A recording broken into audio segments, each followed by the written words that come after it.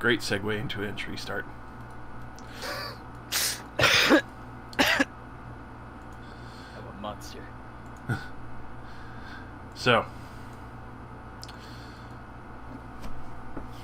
after dealing with matters at hand of finding out where these barrels were going from the initial camp outside at the Fallen Tower, where the goblins seem to have been robbing the many coach wagons and merchants and then sending them downriver in barrels. Following the druid, using Ecor as a small beacon as Cordelia could sense where he's going, ended up finding a small ruin that got buried in the land and then flooded over when the water started flowing down. The court jesters seemed to be using this as a location of interest to be bringing in illicit goods and stolen items that they had acquired over the times and be able to not worry about them being taxed or investigated, and also to be able to transport such selected items to the people that are working for the court jesters, as far as you can tell, and a massive amount of materials as well had been transported in and out of this location. Everything from raw materials to completed alchemical potions to what seems to be incomplete scrolls, but from the way of you were greeted by the proprietor of this, who seemed to have control of many Ku'utoa mind slaves, a strange mind flayer of Quetzal, of which the name was overheard when Cordelia was looking through Igor's eyes and listening, managed to figure out that there's an Empyrean fallen that had interest in the book and was speaking of laying claim to his throne on the Pantheon Rose. And when such matters started to arise, to make sure that in the pages that were referenced in this conversation that she heard were about to be sent out, quickly moved into action. Aside from the cold shoulder Chaldea received from one of the merchants at the potions areas, Chiron managed to trade his brandy with the help of his brother as well to one of the other merchants and be able to get a few extra potions of water breathing, and along with the assistance of Titus, to locate the other side entrance of another iron rock gate that seemed to be blocking off in the river bend traveling through the main area of Arcton.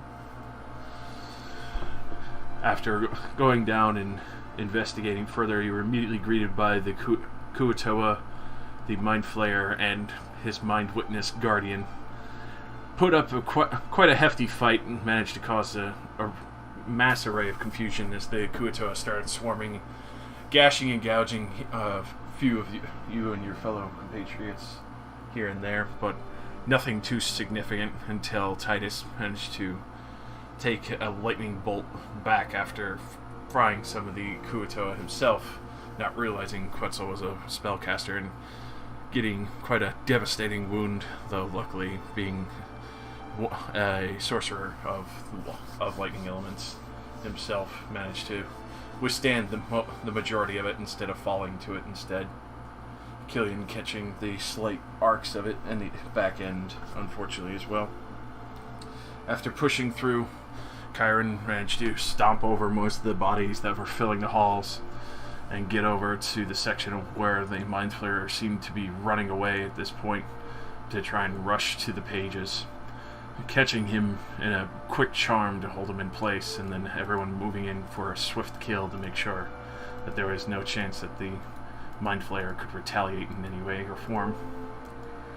After taking his shadow and gaining his memories, learning of the pages in the book, and overall the fact that the bindings itself were sent out, unsure of how many pages have passed through, but only knowing that the 14 were here in the lead case being researched for the time being, managed to gain some knowledge. Chiron illicitly and explicitly kept trying to finish reading the books and has small hints and ideas of what might actually be on those pages himself. At this point, though, Cordelia demanded that he give them back with the power of command and force the charm to break that the pages seem to have been holding on him in his desperation to read the rest of them and hand them over and lock them away in their iron tome. After which, proceeded to probe his memories and started a accidental illusionary call of scrying across the plains to the Empyrean, which after this point he finally caught sight of the majority of your faces aside from Chiron's, who was disguised as Quetzal for the time. After quickly shattering and gathering your supplies and finding all the assorted magic items and paraphernalia, was quickly flooded before finally water elevatoring out of the main canal, and now heading back with a heavily wounded Titus, missing Leroy that seemed to have vanished before heading down into the darkness, and a good majority of you with your scrapes, bumps, bruises, and cuts, others with a few arc lightning burns, start heading through the city now with your prizes in hand, knowing the majority, for what you know of the small hidden alcove, is now flooded. Any bodies and such there probably washed out. Any supplies that were left that you couldn't carry now buried under gallons and gallons of water, with no real access to get to them or anyone having knowledge of where they are. At this point, as you finally set foot and you're kind of recovering, you can see Titus is fairly heavily wounded, and he looks to the rest of you. I'm going to go find a drink and get these fixed up a little bit better. Well, catch up with you. Of course, Titus, of course. At this point, you can see him, though he obviously begrudgingly has a great amount of pain and a fresh scar on his chest from where the lightning struck. He manages to keep walking just fine. A little bit of assistance of his new trident that Killian had handed him. You see a few people gawping and staring at the Triton walking through town, who just came from the canal with the rest of you.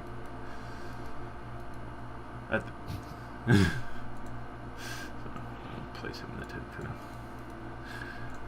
So, as you start heading back with the 14 pages in hand at this point, you could see a few people kind of hush tone whispering as you start leaving the market. It dies down a little bit. You do get a few looks here and there, but it's from what you expected, with overall amount of racism that you would usually see in this area of Khaldir. Not a lot of people really wanting to pay attention to you, just kind of brushing you off.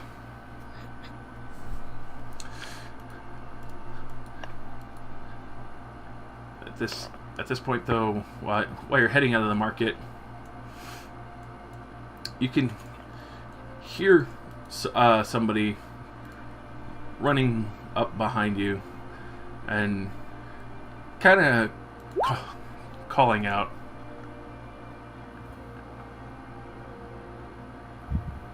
The lead tome. Man, I'll turn around. And at this point, you do hear it's very strange. It sounds like a smaller voice. Let's see if I even have the right one here. Yeah. I don't like that. It's gone. I already don't like this. Oh, God. So, immediately, you see one arrow go flying past, and just immediately yells out, like, "Stop right there! Warning shot!" Oh my God, it's them! Oh no. Who would like to enlighten me? Who are these Muppets? You've come... We don't... You came out of the canals. What are you doing, Devilman? I'll put one between your horns and your eyes. Who are you? You see the other one more heavily armored. Like, wait, God, We're the heroes who saved this city. We have a lot of respect around here. You coming out of the canal suspiciously was reported to us right away. We came to investigate any items you have on your person. Hand them over immediately. How tall are they? 3 feet. Okay, I'm going to lean down and like pat one on the head, like, oh my god, you are adorable. He's gonna immediately grapple you.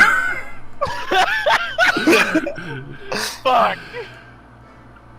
So, Alright, acrobatics. acrobatics or athletics? Acrobatics. Boom! No! So, you pat him on the head. He just grabs your hand, just like twists it around, makes you bend down the 3 feet so you're actually equal height with him. Like, this is not how I expected this to go. He pulls out his weapon, holds it at you like, Name's Dario, you need to hand over all your items for investigation. We've been having issues in this market and we've been handling it personally. Our guild doesn't take no for an answer. That's right. Oh, fuck, I totally believe him. Yeah, that's right. Thrisk, in charge of a guild. Chieftain of the whole group. Watch over this entire section. A little help here with the Muppets. Yeah, Kyron's mostly harmless. I think you can take your arm off of him.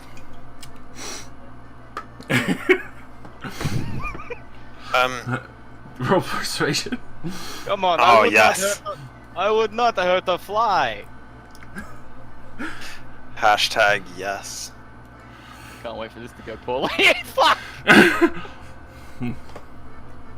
You see Dario like twist a little bit more, holding Kyron's arm. And it's just like Thrisk like points the arrow at you. It's like, no! Open up items. Need investigation. Looking for lost or stolen market items. Would you stop that? I'm chief. Not You listen. stolen any- You don't know who we are? No. Obviously, you don't know who I am. You should. I'm chief. I watch over this section. Everyone listens to me. I'm gonna look around in the street. Is anybody looking right now? You can see a lot of people are giving like a wide berth because they know who these two are. I'm gonna like just kind of like hunch over so I'm a little bit closer to them and pull out my badge. We're with the Radiant Shield.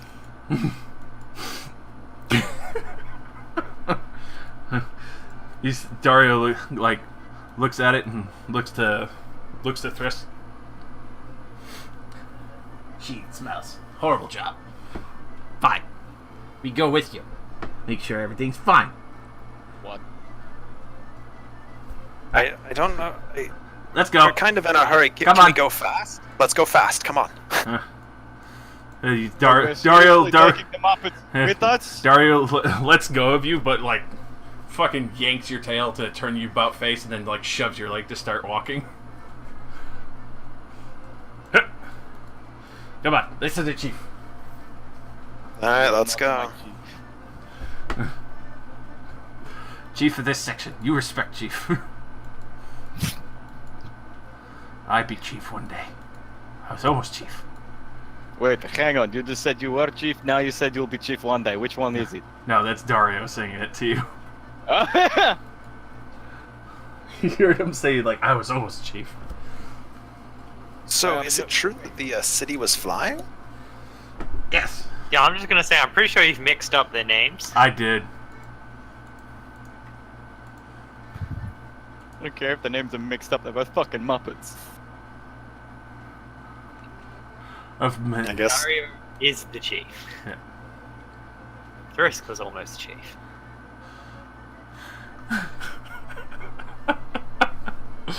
We've been abducted by midgets going back to headquarters. Now, this is not going to be the second time I get put in a cage by something that's less than 3 feet from me, right? Well, going back to headquarters, I think that's a better sign that you are not going in a cage. No, that's Thrisk Stoneclaw. Dario is this boy. Dr. Dario. But as you're walking along, you can hear Stoneclaw talking to you like, yes, tower's falling. We killed ugly mages. We killed King. Stopped it from crashing. Became very popular. Got lots of money. As chief should. That's good to hear. I didn't think we'd actually be able to run into any of you. What do you mean? I guess we didn't look very hard. No. Other two, busy with their own. I take care of this section. Lots of people, a lot of money. Good job. Good. I bet. Do you do children's shows? No.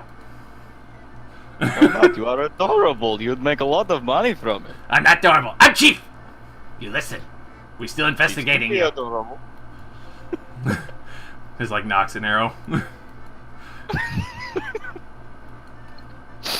doing everything in my power to piss him off. Say cute. One more time. Don't tempt me.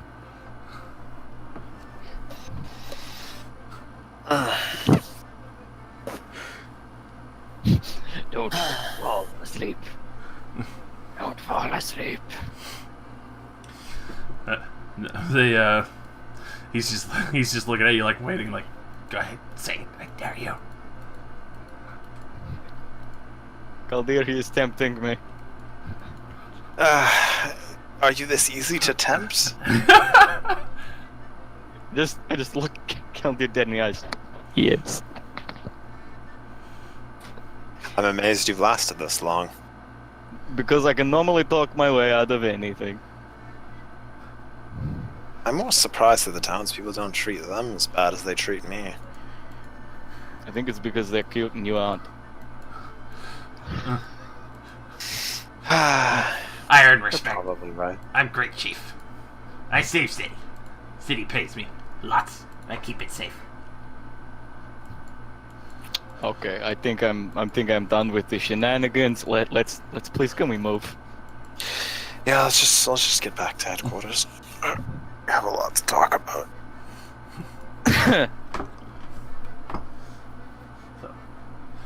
As you're walking back, Gyron, you and your brother, like, you can see Dario, like, occasionally swatting your tails. It's like going back and forth. He's doing everything in his power to be adorable. Yeah, like I'm like jingling my tail like rapidly from side to side to see if he tries to like play with it. The whole way, as he's just getting bored, he just like keeps slapping it. He's like a tiny ugly cat.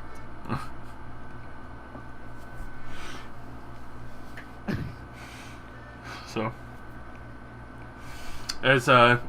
as you start heading up through the main sections and gatehouses and to the upper sections of Arcton, as you get close to the Radiant Shield, you actually do hear a few guards kind of like whispering to each other as they see you with the other two smaller self-proclaimed heroes, as you know. They're Muppets. It's fucking music. We are... Just, it's never really occurred to me more how much we stand out. We have a dragon, a person, and a demon. Wait, come on. Brother, you're And calling two. us demons. No, you're tieflings. Well, I mean, the people think we are demons, so what's the difference? It's the... I'm a demon of a fighter. Yes, you fight like hell. You're right, brother. And you swoon for the ladies like you are from hell.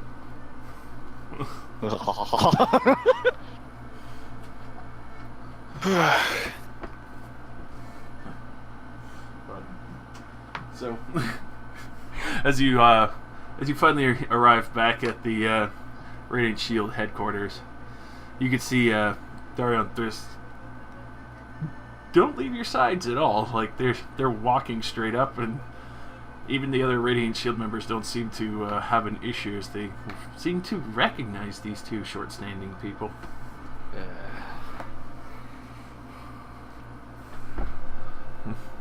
I'm always glad for more help. I don't really particularly mind that they're accepted. We're short on hands to fight a criminal empire. This will work well. If I need something to cuddle at night like a teddy bear, I'll let it know. You not touch me. Do not touch me. Alright, where's the commander? So, as you come back in, you can see one of the other squires kind of is already hurrying off because they see the two with you. Obviously, probably still a little wet, even though the walk was a good distance. And after which, you could actually see Migum coming back down the hall.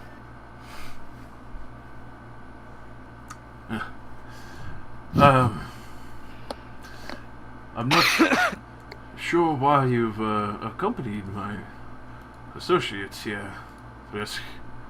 Dario. I hope it's on good matters.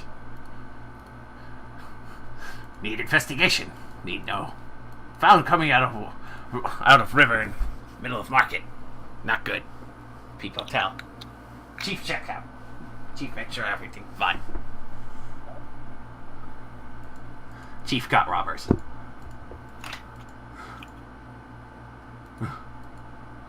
Wait, did he just call us robbers? I don't really know if you could call what we did robbing. Okay, what are we robbing from under the water? Did we go and rob the local friggin' fish?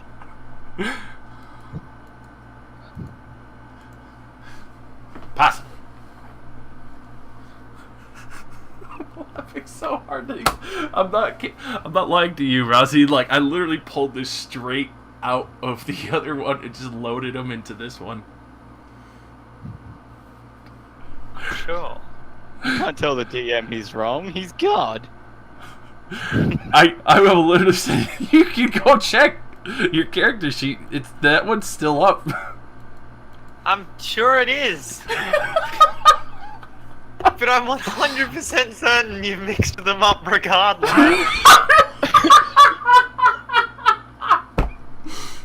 Regardless, they're annoying. Oh my god. It's your own characters. Oh. So, are you two going to leave? We do have rather pressing matters. That till we have confirmation robbers are fine. Bacon? If there's matters at hand that need confirming, no, they're doing investigations for the Radiant Shield as well as myself. I'll be sure to send an informant to you later at your guild. Fine.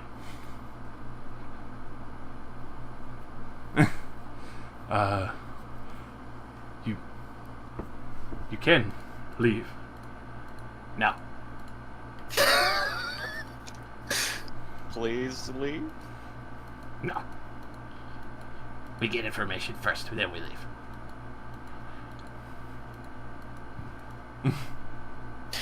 Okay, I guess let's go get a private room then, if they're not going to go away. Yes, Alright. This way, to one of the conference rooms. You wait here, darling. The squires will get you anything you need.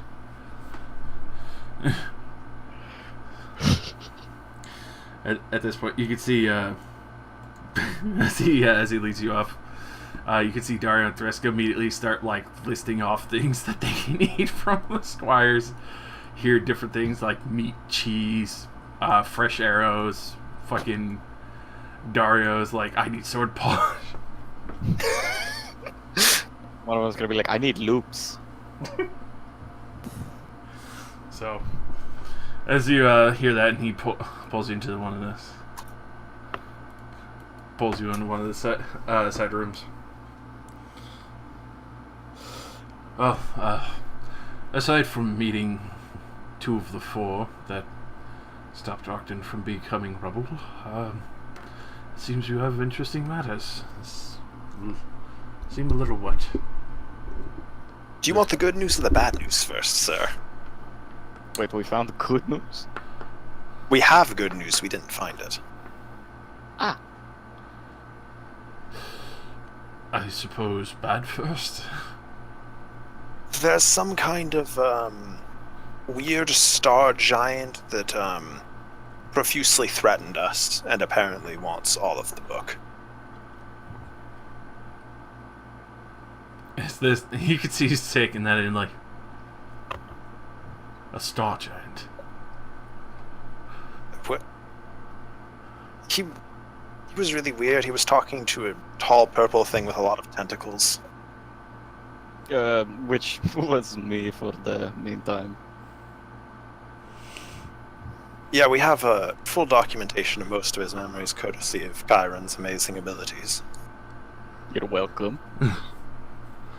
Well, that's good to know, thankfully. The good news, aside from a purple thing with tentacles and a star giant. We recovered 14 pages and destroyed the transfer station for the jesters in the town. You found one. Yes.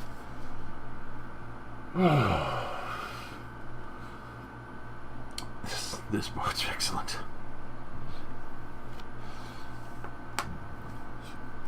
So, where was this transfer station? I assume by the river or By the market. I'm glad we could finally make some real headway here. We've been struggling so thinly spread this long, but I could definitely see it was not a bad choice to bring you here for these endeavors. Another thing, we know the bindings have already left, so you could recall Bavra from wherever she disappeared to. I cannot thank you enough. I'll be sure to try and get informant to her safely, so she's not troubled by any matters that might follow. We know that a courier took the pages. I had his name. Hang on, I got you to write it down, Caldir. Yes, the name is, let me scroll up in chat, hopefully Josh put it in chat. Was it Grusk? Yes. Yes, it was. Grusk? He's apparently very dangerous. I've not heard of the name, but I'll see what we can find.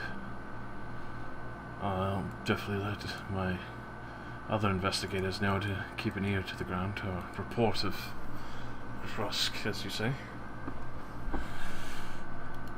Then again, there's a great deal of many people and we've not been able to ascertain the name of, but at least this is a huge leap. It at least put a crimp in their supply line long enough, or even stop it fully, maybe. Sadly, the giant star giant thing that, it saw most, if not all, of our faces, so the higher-ups in their organization will probably know who we are now, so we should probably act quickly to fix this. They had an organization name, and I knew what that thing was. Fuck, what was its name? See, I was feeling really lazy last time and I didn't write down anybody's name. Shit. I've done it for so long, you know, I wanted a cheat day. Oh, for the Mind Flayer's name? Not the Mind Flayer, the person, the guy I Skype called. The Empyrean. The Imperium. Yeah. I don't think I gave out a name for him. I don't think you named him. No. Hmm. It was just Oh, that's right, I don't think... You just I don't know think that he's an Empyrean, I think. Yeah. Oh, yeah. I relay that information to Megan. An Empyrean is this behind these groups. It appears so, yes. Are you sure? I had the memories of a Mind Flayer who was working for him, so I'm pretty sure.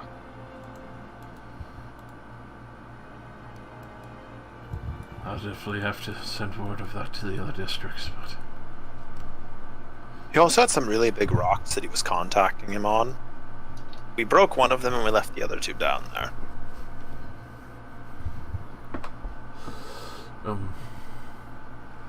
If anything, maybe we can retrieve them and keep them safe and locked away, but maybe leaving them down there might not be the best choice. I don't know how many people even knew that hole existed, but... If it took us this long, and you quickly to figure out a plan to get to its location, then perhaps you're right.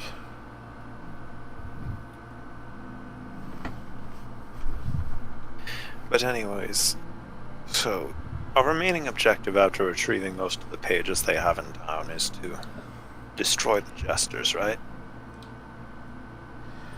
Yes, upheaving them entirely would be as great as anything they could even ask for, but even that seems like a very heavy-handed task. Just the slight, benefit that you've even given us, enhancing our chances to slow them down and even actually regroup a little bit more and not be so stuck, keep making sure there's no riots, is already leaps and bounds in itself. Well, I have a plan. It might make things worse, but it might also destroy the Jesters. We poisoned the townsfolk. Not badly. You just see like the most confused but angry face ever on this man. No. I don't mean kill anybody. We have Chiron here, dress up to look like one of the Jesters, and we just mildly poison a bunch of food that he gives out for free. Like the Jesters do. Enough to make people sick, no deaths. Mildly poison? I don't know. Do It's you, a rudimentary plan. You'll need a herb that's not going to kill them but make them sick. It's a fine line. You got to also have a correct dosage. This is a dangerous game, but I do not even agree with the idea of poisoning innocent townsfolk. I guess it was kind of a dumb idea. Just, I don't know how to destroy the confidence in them. The only other thing we really have left would be trying to eliminate their ability to raid caravans and their supply dries up. What if we could make it seem that the environment that they are making all their food was incredibly unhealthy, like filled with rats and stuff? You know, give them like a D on their health safety rating. I don't think they care about the health safety rating because they're getting the food for coppers on the gold. Still, if we were to spread rumors that the environment was sickening, they could But they get, have no other choice, that's the issue. But more choices could be made. Because all of the food coming into town is being intercepted, and then all the people working on those caravans are being sold into slavery. Let's stop the interception first, then. But you see, I feel that this is a cyclical effect, because I feel that their raiding team is probably a bunch of poor people. That's what I feel is going on, because we can't simply eliminate their raiding team, because they'll probably just recruit more, because it probably is... They probably just have a massive amount of people that come out of the woods and just stop the caravans. If that were the case, why would they, give them the food when they could keep it for themselves? Because they want to overthrow the local government. Getting the people on your side works a lot better, does it not?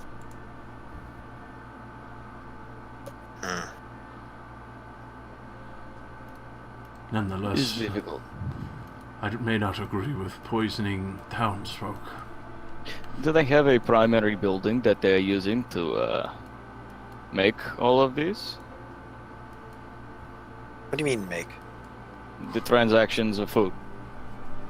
That tower that we've been to twice now and that you were imprisoned at. Okay, how about we burn it to the ground? Towers don't burn very well. It's Not all really, okay but the for people anyone. inside do. And you do know it's covered in silk. It is covered in silk.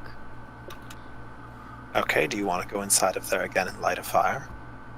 I mean, I can fire make is a little nice. something for you. I mean, I like fire.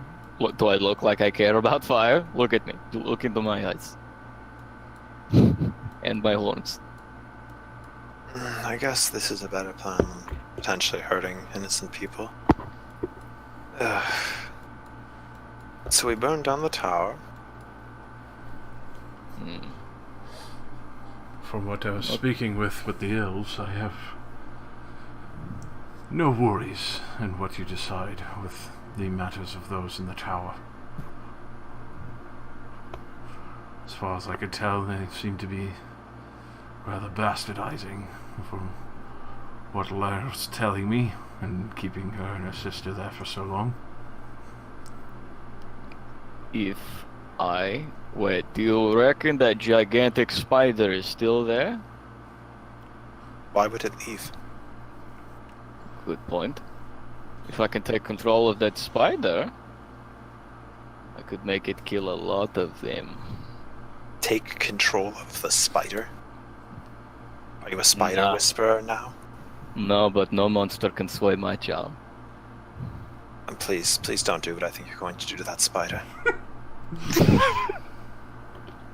Please do not seduce the spider. I do not want to see this. No.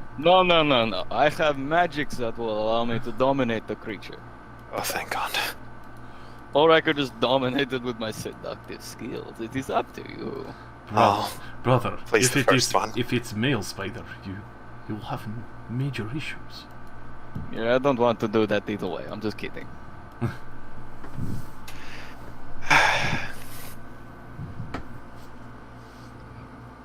Can't All imagine right. a giant spider's gonna have good wisdom.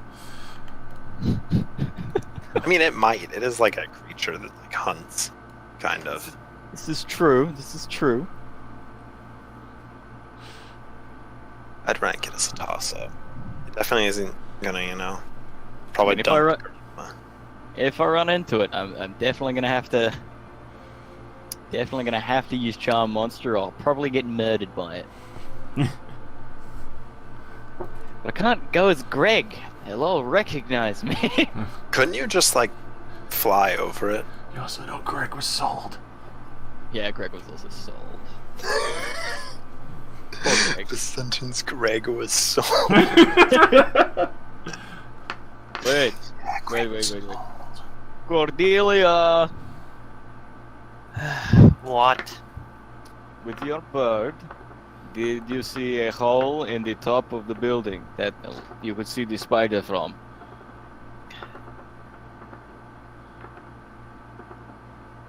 No? I didn't really look for that kind of thing, you know? Well, that's unhelpful. Alright, so. Current plan is I make some kind of explosive and we just blow up the tower. Yeah, that works. I can set. Wait, does said explosive have a timer, or do I have to bolt, or is it like what? I mean, What's we the? could try a fuse. That sounds like a good start. I mean, yeah, sure. I can try this. In that case, I can just walk in there all invisible, like I don't care. Then you can just light it and leave. I can light it up, yes, and then immediately run like hell. Alright then, so we're settled on blowing up the tower as our next step. All right, how many bombs you want me to put in there? I was thinking maybe I'd just make one big one, because we just want to destroy the tower. Okay, easy. That will remove the matter of anyone else moving back into the town after. Always a good plan. Okay, well, I guess I need to go buy supplies then. Anybody else want to come with me? Because apparently merchants don't like to sell to me. I'll come with you because I'm an excellent talker. I must ask, where are these pages that you've recovered? I would prefer that they don't go back out on the street. Yeah, do not read them either. I did not intend to. I don't know. That's mostly up to Cordelia. Don't read them. It does things to your mind. Yes, I'm sure you would know. Yes, I do know. Thank you for your concern, Cordelia. Brother, you're not supposed Yeah. to read dark tomes. I didn't want to, it kind of made me. They give you nightmares at night. Oh, yes, I already have nightmares and I don't need to be asleep now.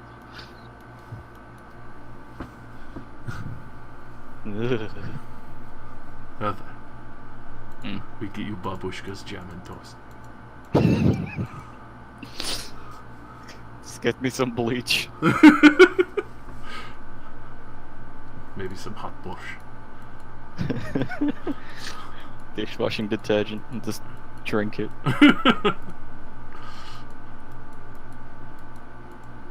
Forgot to put the decanter into my inventory.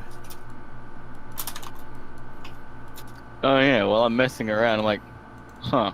Curious as to when he said poisons. I'm like, pull out my endless jar. I want a mild poison. You're actually gonna do that? Yeah, sure. It actually fills up. Holy shit! I would try this, but I'm skeptical. You see a very sickly looking green, some strange chunks floating around in it. What the hell is that?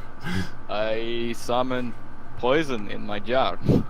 What? I got curious. What the hell is that? As he just points to the giant jar filled with green fluid now.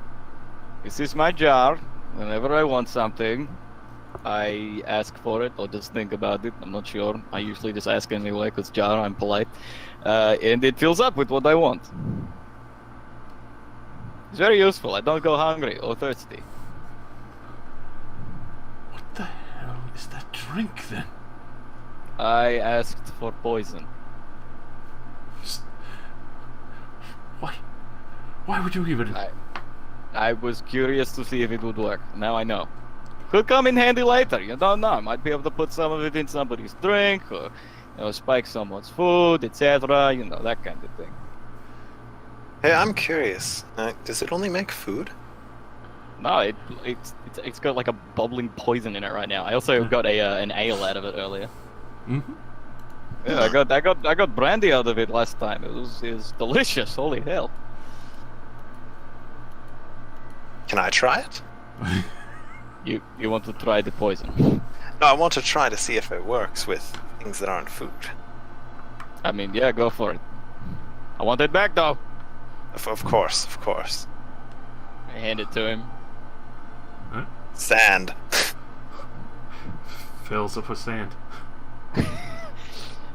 You see the Wait. green liquid Oh. drain out, and then sand fills up in the jar entirely. Huh. Maybe you could get some of the ingredients you need for free. Maybe I could get all of them I need for free. We can make something a lot bigger. You know what? Let's give it a try. I like the way you think. Let's give it a shot. Okay, I'll probably need several buckets for this. Could you get the squires to bring us some buckets? Of course, but the matter of the pages, Cordelia. You sure you can Yes, hold on to them? Well, I don't think I'm going to be handing them over soon. See, he's studying your face, trying to probably pick up on the intent of why you're keeping them. The last time me and Cordelia gave the pages to anybody else, they ran off in the middle of the night. The trust issue thing. Very well. It's okay. On I'm that still surprised matter, why she hasn't however- killed me. I'll pull out the tome that I've got them in and say, they're safely secured in this. At least I that... can roll a wisdom save. No, you're good. You're good. It's A little bit lead. panicked. It's lead.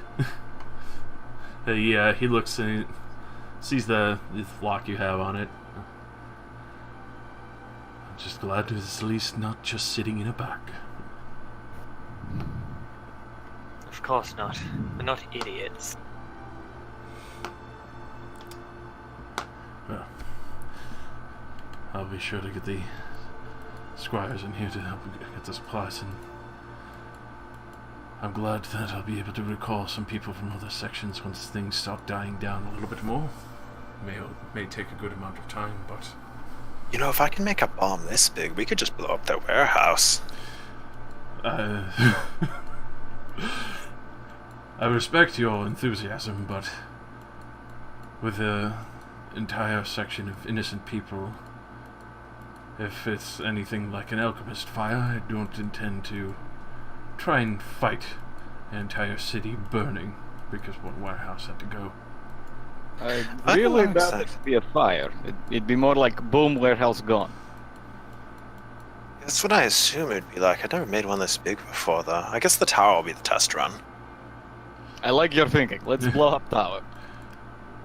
I would condone the tower, but within the city, I'm not about to permit any such acts as puts innocent lives at risk. Understandable. You're the boss. If the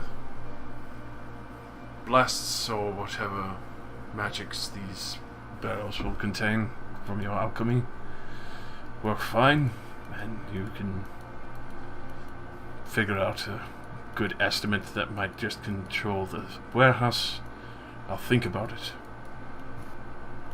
We'd probably have to get it below ground for it to mostly be safe and take out the warehouse, so it probably won't be feasible, but test run, we'll see. Of course. Test run. Test run. Too bad we can't, like, go through walls. That'd probably make planting this a lot easier. Hang on a second. What do you mean can't go through walls? Well, you know, because the warehouse is so well guarded, if we could just, like, go straight down, it would maybe put it near the bottom, and then...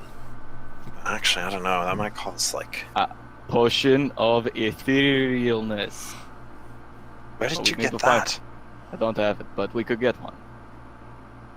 We just have to find someone willing to make it. I mean, I could probably make it too, although I might burn the ingredients again. I did burn all that lich dust earlier. Anyways, let's make a really big bomb. Yeah, let's make a bomb! Come on! It's like a family fun time, but with explosives. Activate Al-Qaeda montage. This is like mega Al-Qaeda. So what is the, like, how much can you lift, Kyron, for an extended period of time? Because you're going to have to carry this. Oh, you see, that's where I don't lift. Killian! Yes, brother. I'm already ahead of you. This is why I heft all these heavy weapons. You think I cannot lift barrel? I know you can lift them, brother. I carry 5. I'm stronger than horse. Are you going to make him invisible and have him light them? Nah, you see, that's where Killian is not good at stealth. He can't do that. What? That's why I asked how much you can lift. Well, if you make him invisible, I could give him a blessing that would make such a thing easier. Trust Might me, actually be blessing, able to make him good at health. blessing or not, he is a klutz. He nearly died from chasing horse, remember? That is But I true. caught the horse, brother. You Oh. did, brother. I'm very proud of you. But you left me for dead. You're fine. You make great amusement. You get Greg sold instead. Yes, I got to be a captive for the day. It was excellent. See, you're fine. They took care of you.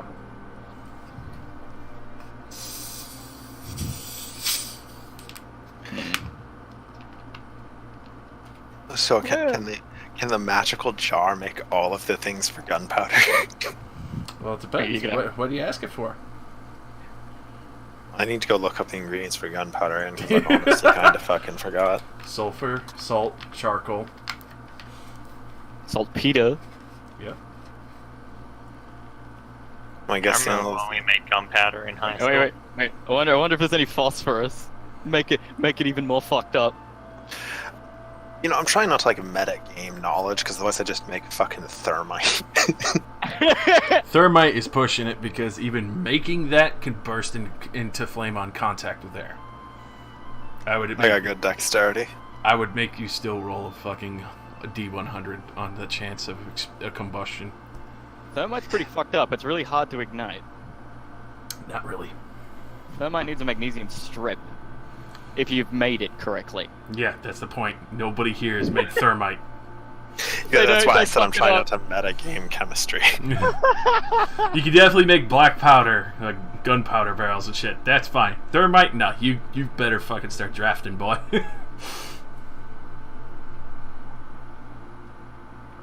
Once I have my shit ton of buckets in this conference room, I'm now just going to use as an alchemy lab for the afternoon.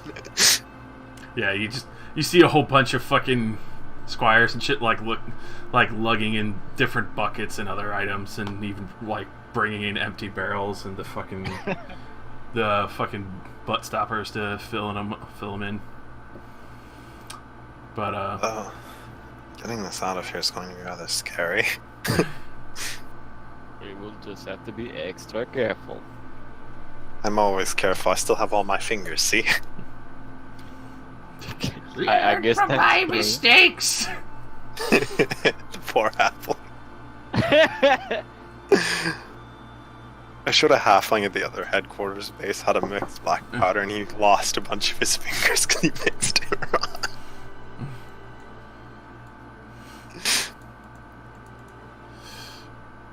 fucking. But does anyone go out in the hall while Keldier starts his alchemical project? I'm helping Caldir. Because he's got my Java one. Alright. So. You know, you could make a lot of money off of this jar. This is... So, Possible. out of everything that's appearing in the jar, between the charcoal, the saltpeter, and all that, the only thing that doesn't show up as you request for it is the sulfur. Doesn't make sulfur? Mm-mm. Why is that? What is so different about sulfur that it does not come out but the rest does? Maybe nobody eats sulfur. I don't think anyone eats half the other stuff that you got in it either. Like sand.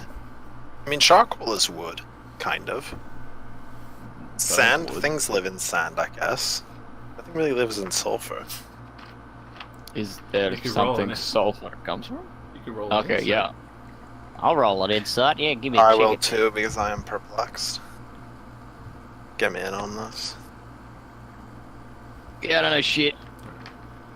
So, Keldir, sounds almost in a strange philosophical, poetic way as you think about it. It's like, between the different poisons and other such that you've been able to summon so far, it would pertain to things being able to consume it, like fire consumes charcoal. Sand could be consumed by elementals that you've heard of and other worms and such of the desert. But you don't think of anything that eats sulfur. So I was right. So this jar actually is an everlasting jar. It supplies, though the strangest of foods would actually feed anything that eats.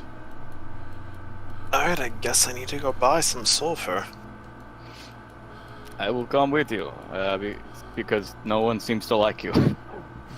At the same time, though, as you, just in a brief instance of this, as you think about it, produced a jar with the cherry juice to soak. Yeah. It makes you think the more daunting and darker things probably would show up in this thing as well.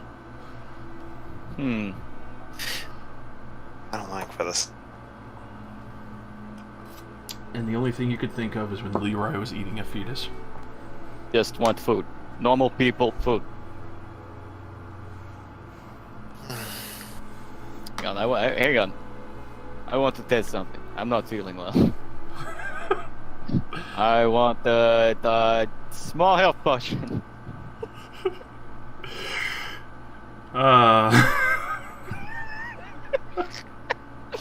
Can't wait for this to fuck me up. Well, it looks like a health potion. I'm scared to drink it, but It's at the same time, got a reddish hue. Not take a sniff of it. yeah. Roll a fucking what is con save. Oh shit. Oh shit. Sulfur poison. Alright. It managed to hold it back, but you realize, like, this is the components for a health potion, but it's not mixed. Oh. This- Oh, that's terrible. It probably just make you sick. None of this has been refined at all. Oh, excellent. I can really mess with people by doing that. Oh. So, Ugh. obviously, it can pull multiple things together at once, but it can't do an alchemical potion out as a finished product. Ah. How would you go about finishing this, Kaldir? I mix some of the sulfur, the charcoal, the I other made the health ingredients. potion. You hold out the ugly ass concoction of like reddish brown. It smells like somebody mixed rotting vegetation and dirt. I can't even tell what's in that, but I mean, The ingredients for a health potion, apparently. s- I guess you'd take them out and mill them a little bit before putting them back in the container. Like, jeez. Yeah, you see whole roots, fucking solid chunks of leaf that are just balled together. As long as I had an alchemical kit, I could potentially make potions, but it'd be very fucking hard. Yes, and also the fact that you realize that since they're not milled or refined, that you would probably need to figure out how to separate them. Yeah. I would just ask for the ingredients separately. Fuck this. Alright, please remove potion from bottle. Leave. Doesn't empty. You need to replace it with something else. Bucko. Alright, apple. Drains out. You still have a very strong smell, but there's still a bunch of random apples like Granny Smith, Golden, Golden Delicious, and all that. So I want pink lady apple. oh, yeah. And now it switches out those apples for pink lady apples. Ugh, yes, I delish. Love. Stop munching on apples. They still have a strong earthy smell, but it's not as pungent as when it was full to the top. Alright, Cordelia, do you want to come shopping with us? Sure. You want an apple? No. Crow pecks one. You're alright, I don't like you, but you can have one. Ah! Kaldir, do you want apple? Sure. Yes, that's Try the your spirit. brain jar food. It's an apple, not a brain. Is anybody outside the room when we leave it? Outside, you could actually see Thrisk and Dario going out the door with very heaven-laden packs of supplies. They're fucking extortionists. And you see one piece of paper that was given to them. You can easily assume that it's probably the information Megan gave them to get them to go away. But yeah, they have all sorts of things kind of spilling out, like what looks like sword polish, a couple of rags, torches, cheese wheel, bottles of wine and ale. I eat all the cheese. I eat all the cheese. Yeah. Fucking a quiver that's now bursting over the brim with fresh arrows.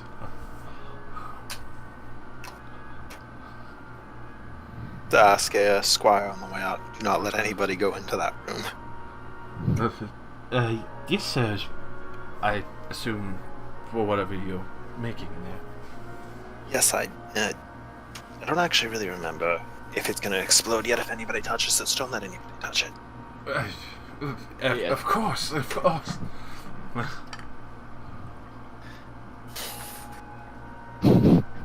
Please don't You touch. could actually see him go over and get a chair, and he sits down outside the door, but like 3 feet away from it.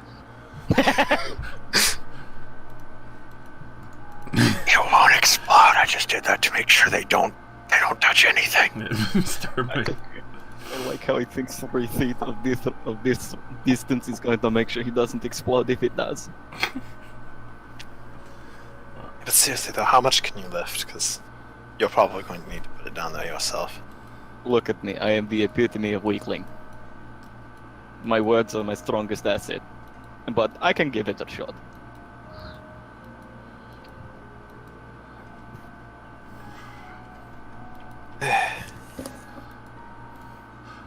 I can carry 100 pounds, roughly. Perhaps leave is like killing just like sitting there like figure out how to get them to take it. Huh? That isn't too bad of an idea. We would have to disguise it. What if we intercept the interception, and instead of taking food in there, we take the bomb? You see, the issue is that if we intercept the interception, we're just giving more slaves to the group, and potentially also blowing them up.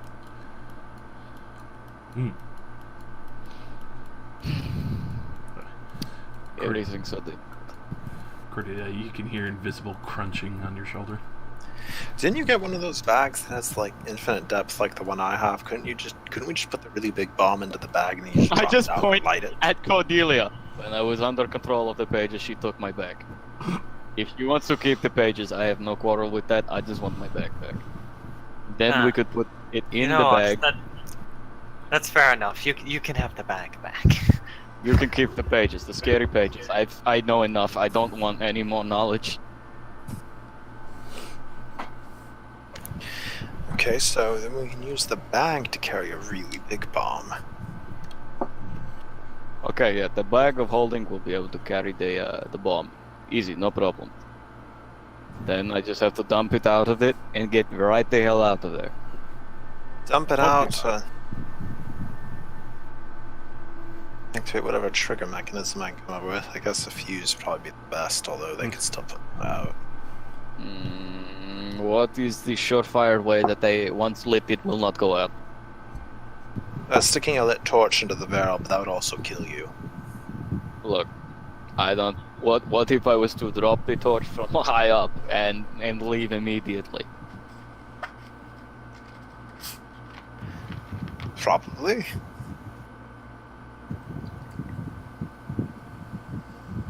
I can fly at least, so I mean that it's a viable option. Fucking airburst a gunpowder bomb. Wait. What if I give you the ability to fly and you wait, you can't see in the dark, you useless crap. I can see in the dark at a very short range. Yeah, but do you want to be at short range when you shoot gunpowder barrel? That is actually a pretty fair point. I could just put a detonation thing on top of it, then I could just shoot it. I could leave a torch next to it so you can see it. But that would also, be risky. We'll just go with the fuse and hope you put it somewhere that nobody notices.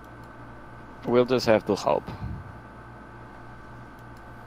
We'll go with like a 20-second fuse, something they won't have much time. I was going to say more like 10 seconds, because if I get up there, light it up, I can cast fly on myself and just leave. Really damn quickly. I suppose. If I die, do you really care that much? Yes. You're a valuable member of the team. You only say that because I can take people's minds. Yes, that does weigh upon my opinion, yes.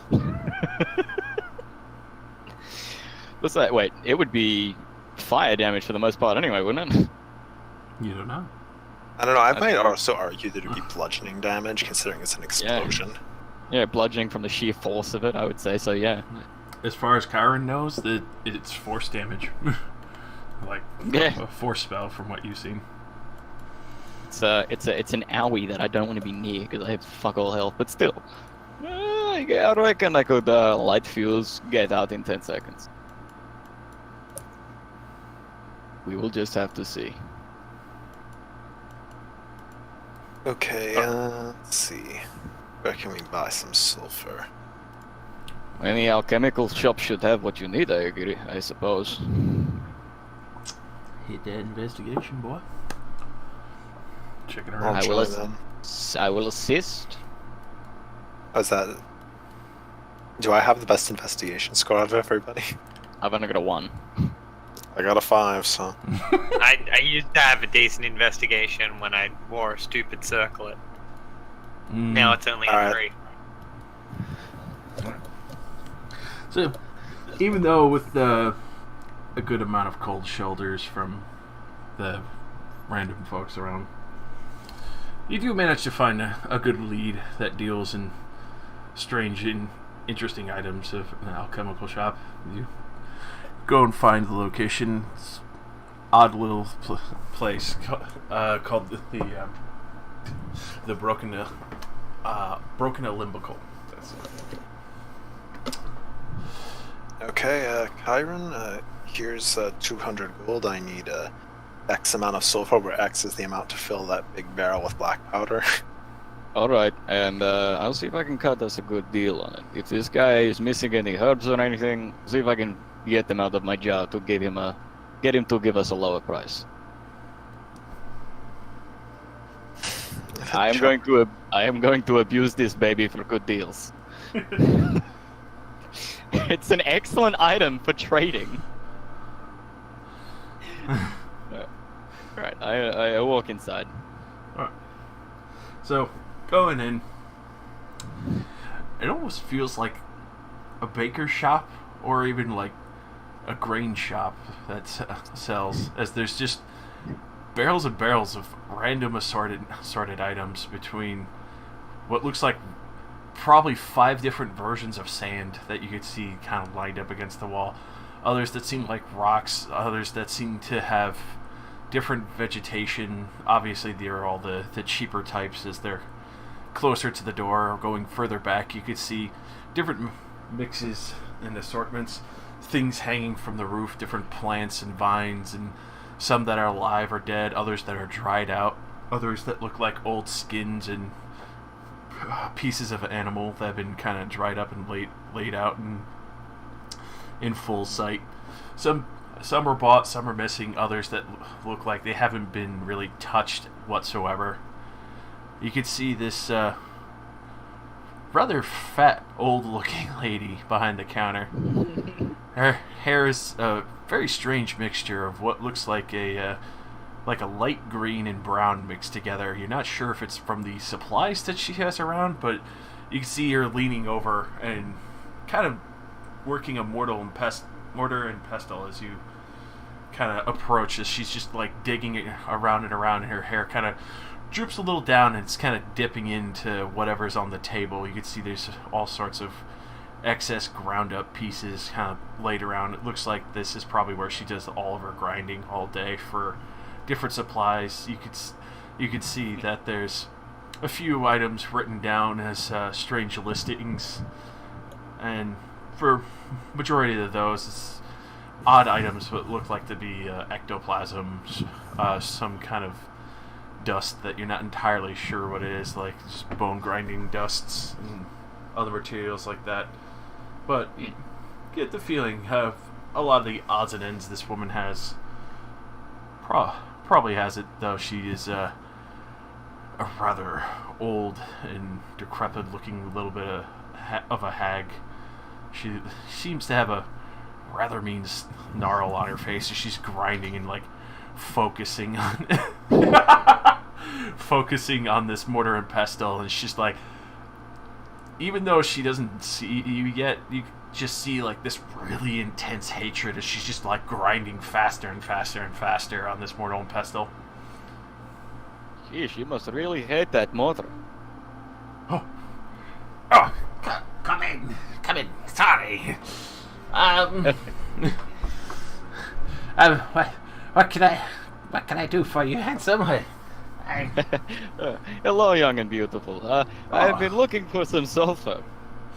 I have some. Right over there. This.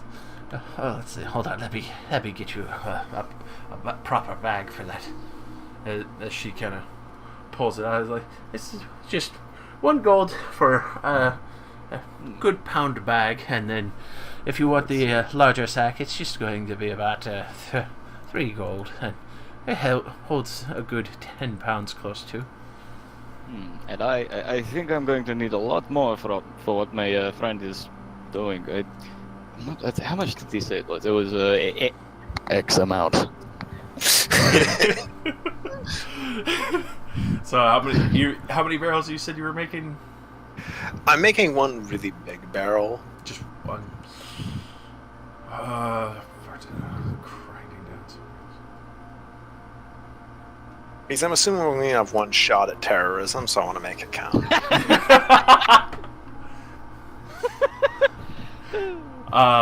So it's a couple 10-pound. You probably need 4 10-pound bags just to. Of course, once it's all refined and such. Or 10-pound bag. And how much was the 10-pound bag? 3 gold. So just 12. Just 12 gold. Yeah. Oh. Okay. I thought it was gonna be a lot more expensive. Yeah. I just. No, it's just I'm raw materials. Obviously, that's not her biggest or most expensive piece. Like, because not a lot of people use silver for too much. Yeah, that's fair. Like, I'm obviously when you open up the barrel, you can see like it's still pretty full. There's obviously a few scoops here and there taken from the barrel, but obviously she doesn't really care. She just considers it black, smelly shit. Yeah, fair enough. All right, I give it the 12 gold. So you gave me 200 gold, and yeah, 12 off it now. I just assumed it was going to cost a lot more than that, but... Yeah, so did I. Well, how many people are going to use silver? I guess that, and it is a really big town, trading town. They probably have a decent amount of people that actually sell it. It's probably not that much of a rarity. No. Yeah, that's fair enough. Not a high demand, and being close to the mountains, it's easy to assume that there's probably a good amount of mining going on nearby. Yeah, most likely. Sulfur is not exactly in demand. No.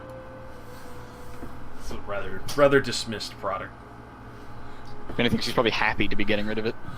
Yeah. Like I said, you can see it's closer to the front of the shop. There's not a lot of taken out of it. Yeah. Alright, here is 12 gold. Hey you. Is anything else I could interest you in? I have some fresh bottles of ectoplasm. Somebody managed to finally get rid of some problematic ghosts in hills not too far north. Do you actually... Do you just have the raw materials here, or do you have any like completed potions or anything like that? I have plenty of completed potions, if that's what you're looking for, sweetie. Will I be able to browse your wares? Oh, of course. My age, I can't leave those out front, but come back. She like Yes, that is. she lifts up like the little bar end that flips over, and you can see the side curtain clearly opens up, and there's not a huge amount, especially for her age. You could tell she's not as expedient, but it's a nice little closet of potions. Nothing over the top bottle wise, but plenty have been capped off with wax and different labels. Pretty organized compared to other alchemy shops that you've seen. These are actually like, you would think she probably has like an OCD of how perfectly ordered all of these are. I'm gonna compliment on that. You have these in very beautiful order. Oh, thank you. Please take your time. If everything is alphabetical, and especially in assortment of color, the darkest, the more refined and purified ones went a little heavy-handed on some of the ingredients by mistake. Old age, you know how. Understandable. Right, thank you very much. I'm gonna have a browse through the potions. She can just kind of cleans up a little, lets you kind of poke around the selection that's kind of sitting there. Yeah, I'm kind of curious. I'm gonna like just how big exactly is this jar I have? It can fit a brain in it, so it's quite big. Yeah, it's fairly good sized. Like if the overall comparatively, if you were to ask for 2 brains, you could probably squeeze them in pretty tight. So a good like gallon. Yikes, Damn. that's big. I wonder. I kind of think, does anything eat ectoplasm? I don't know if the woman's looking, but I kind of like pull up my jar and I'm like, ectoplasm? Nothing. Nothing? Oh well. Worth a shot. Put it back. Let's see. How much are your potions of healing? Oh wait, she has got those, right? Oh yeah, she's got a whole row. You could see like the very small ones that you would assume to be kind of like just the minor versions. Just a quick, slug back shot to make you feel a little bit better, get you back up and going. You can see the little more fanciful ones that different odd shapes here and there. You can tell probably somebody traded them in just to get maybe a better deal holding on to their potion bottles. Some that have very fancy tops and such going all the way down. For the largest one, you can see it looks to be that she has in stock of like about 5 greater healing potions. Oof. And that's the highest end one she has. Yeah, I'm gonna ask her about the price of her healing potions. Oh, for the larger ones would be about I would say 200 a piece, but getting rid of them all together, I think I could bring the price down if you're looking to buy a lot of them. Better than sitting here getting older with dust on them.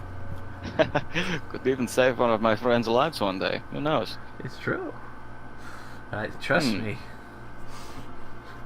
This old lady knows her potions. I still have plenty of the town's guard still coming to me for their own selection, though I think they will come for the apple turnovers I have on Wednesdays. Ooh. I think I might come here on Wednesdays too. I don't suppose a lovely lady like yourself is in need of any alchemical ingredients? I have plenty here, but if you have more of the more unique ones, I could always definitely take them off your hands. What kind of unique ones are we talking? Good reference to the ectoplasm, maybe even some of the more rare flowers further north that grow in the more frigid areas. What kind of flowers? I know I cannot get ectoplasm, I'm sorry, but the flowers maybe.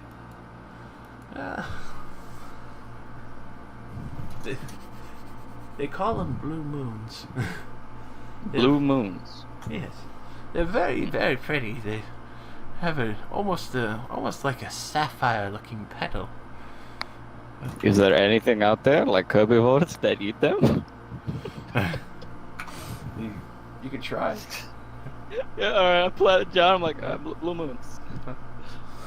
As you do that, you actually do see the jar fills up, not a lot. At this point, you realize that it might be possibly pulling them from a distance. But It's entirely possible. you actually do get 5 blue moon flowers. Rather elegant, and you can actually see why she was asking about them. In the middle, though, it's a very deep black, almost obsidian deep black, along with the overall flower that seems to glisten, almost as if it was like sapphire ice itself. And even when you open up the jar, they're actually cold to the touch. Ooh. I see why you wanted these flowers. I haven't seen those in so long. I was hoping we could make a nice little trade deal. You see, I am not the richest person, but I can acquire almost any ingredient for you, and these appear to be very valuable to you. Of course, I've only had the honor of working with so many of those. They're very fragile, and you can mess up their potions very easily if you're not delicate with them. I will allow you to take these out of the jar, okay? And I was hoping to try and get some of the healing potions because my friends tend to get into trouble when they're doing the missions, so... Of course. Roll persuasion with advantage. With advantage? Oh, Yeah. oh shit. As Rozzy types the fury. Oh god. Take my store. I'll tell you what, Derry. I have a very special one. I have one of these left over from when... Well, I have a few of these. But keep in mind, these are very, very special. Understandable. Alright.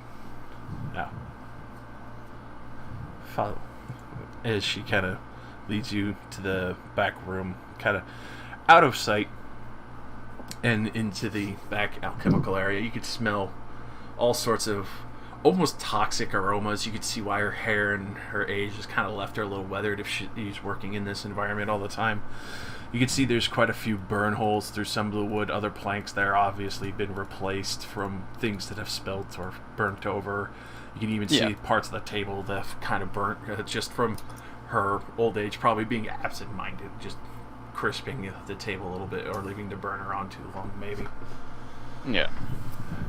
As you see her go over, she opens up this small little chest in the back room and pulls off this little cloth and kind of dusts it off. You can see it's been sitting there for a very, very long time. Oh. Now, I will trade you. I hope you don't mind me being eager, but I have one of each of these, and I held on to them for a very special day for a very special trade, because with these I'll be able to make a lot more. But, in trade, I'm sad to say I can only offer you one, but I will give you the greater healing potions included. Oh, this is fine, yes. Now, look. Rozzy, throw Marshall in. I'll drag him in myself. There we are. Hello. Welcome. You're about to hear the throwdown at the century of Kyron finding a very special treat. So, I literally just got on and say, yeah, perfect time. Yeah.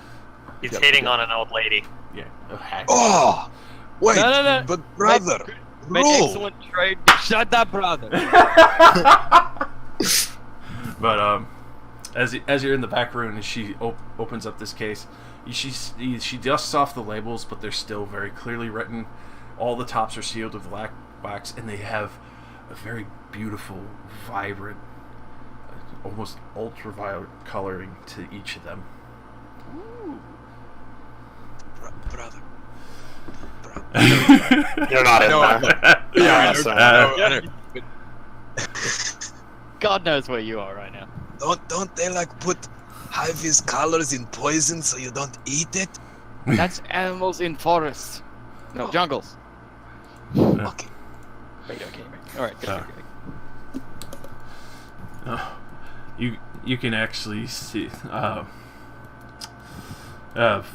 see one potion of sages and such, all unique labels, and these are obviously been probably custom ordered. Now, unfortunately, long ago, when the city fell, I did not get a chance to have the person who requested these come back and pay for them, so they sat here. But I'll be more than happy to let you have one. These are of my finest craft, and they'll be able to enhance you permanently.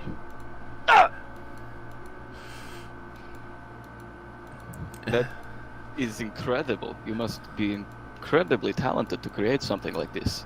Oh, it's been a very, very great many of years. When the city fell, my ship at my shop managed to survive long enough, but unfortunately, the business choked a little. But I managed to keep him going and saved what didn't break in the fall. It is incredible. So which ones do what exactly? I have these wonderful potion here. Giant's Everlasting. What? I admit it's not as strong as a potion of giant strength, but this will definitely earn you some points with the ladies, as you'll definitely be a lot stronger permanently. My guarantee.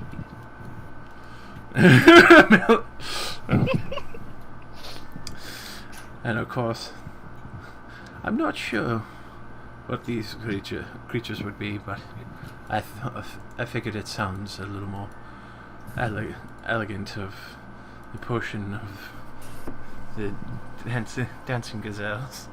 It'd be far more dexterous and a little more expedient on your feet.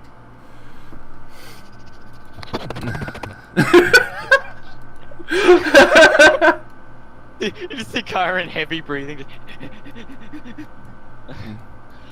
Killian's not even there. And You can feel it. Oh shit! he's Now I gotta- back of his mind. Now I gotta think. Do I be greedy and get one for myself? And I don't even know how Yeah. much they're gonna enhance the stat by. Probably just 1 point. But still. Yeah, but each of these you see, there's one for every kind. Yeah. Yeah, charisma, wisdom, int, con, dex, strength. Jesse, Yes. you know, I do recall, didn't we make our characters the evil alignment? We did, and I'm the one Theft who. seems pretty evil to me. Okay. Here's your problem. Hoink. No. Here's your problem. We're lawful evil. We abuse the system to get what we want. I'm abusing the trade system to get what I want.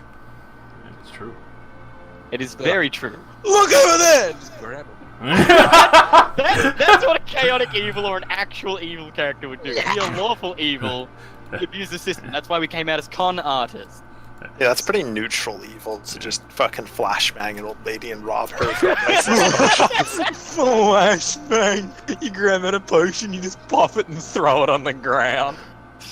Frag out! Drag out.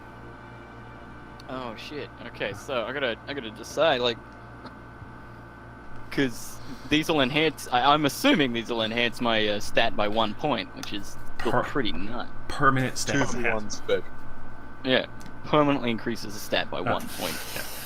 Convince a 2 for 1 special. Oh man, if I could ever find another one of the charisma potions, I could have 6 bardic inspirations. Ooh. Buy one, get all free.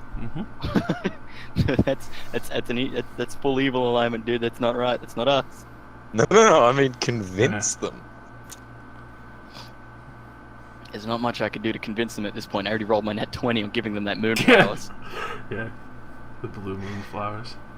I'm lucky to be getting 1 of these. Alright, You do know that they would probably still be here later on. oh yeah, most definitely, in case I want to try to buy or convince her of anything else. Mm-hmm.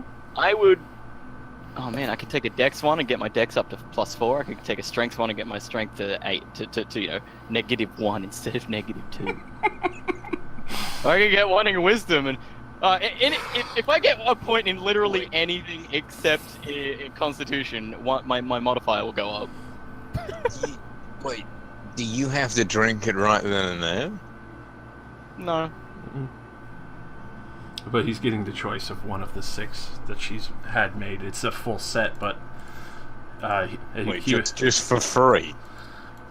well, Yeah, I made a really good trade deal. He used the jar to conjure up like super rare flowers from the super distant north, And he's trading those for the potion, basically. Even with the jar, he only managed to get 5, and the jar can hold up to like a gallon of whatever item you're summoning. Yeah, so the flower is extremely rare. You probably just destroyed like the last of them. Probably. This is the brain jar, right? Yeah, the brain jar, the everlasting provisions jar. We're using it to make a really big barrel bomb to blow up the tower. Yeah, we already got most of the ingredients. Like, just using the jar. You said bong. I was like, man, we're gonna get high tonight. Really big bong! Oh! Magical jar, give us dank weed. Yeah, we were talking about some magic flower.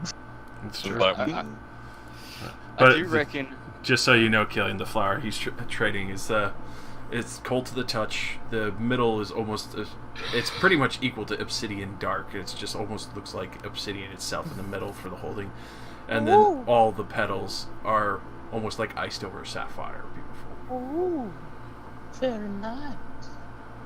Yeah, I would probably go with the dex potion, so that way I can increase my dex by 1 point, which would be nice. what's your charisma score? My charisma score is already at 20. I can increase it to 21, but that's not going to really do much. It depends on the potion over the cap. Yeah. Which I imagine they would. Most external sources tend to go with the cap. Yeah, so you're taking the potion of the gazelle. I would like the potion of the gazelle. It sounds very, very wondrous. Very well. As she kind of sets down, takes it out of the little box, and gently hands it over to you. And I will I will open up my bag of holding and gently place it in. Yeah. You can see this almost like a yellowish orange hue to it. Just different kind of mixtures that seem to be floating about it. Nothing that seems out of the place, almost kind of like different mixtures of petals. You actually do see some of the blue moon petals that have been mixed in with this one long ago. And overall, they haven't changed a day in comparison to what you see now. It looks like they're still fresh, new, and untouched over the They're time. marvelous. Oof, marvelous. It almost gives off almost a immaculate colored glow to it, and it just goes into your back. Alright, and then also the greater healing potions. Of course, I'll go collect those. And she, you can see, she goes over, a little bit slow, a little hobbled, just from her old age, and happily, happily pulls them off the shelf, sets them down, and wraps them in a very soft linen, kind of weaving between the two so they all stayed, and then rolls them together so they're all nice, tightly bound. Nice. So wait, how many was there, sorry? 5 greater healing. Whoa, that's gonna be good for us. Alright, yep. I put those in my bag of holding as well. As she kind of goes to tend with the blue moon flowers that you gave her, you can see her pull out what looks like little potions that have almost like frost dipping over, and what looks like almost you've seen these a few times for different bouquets or to keep individual flowers alive, little cork stoppers.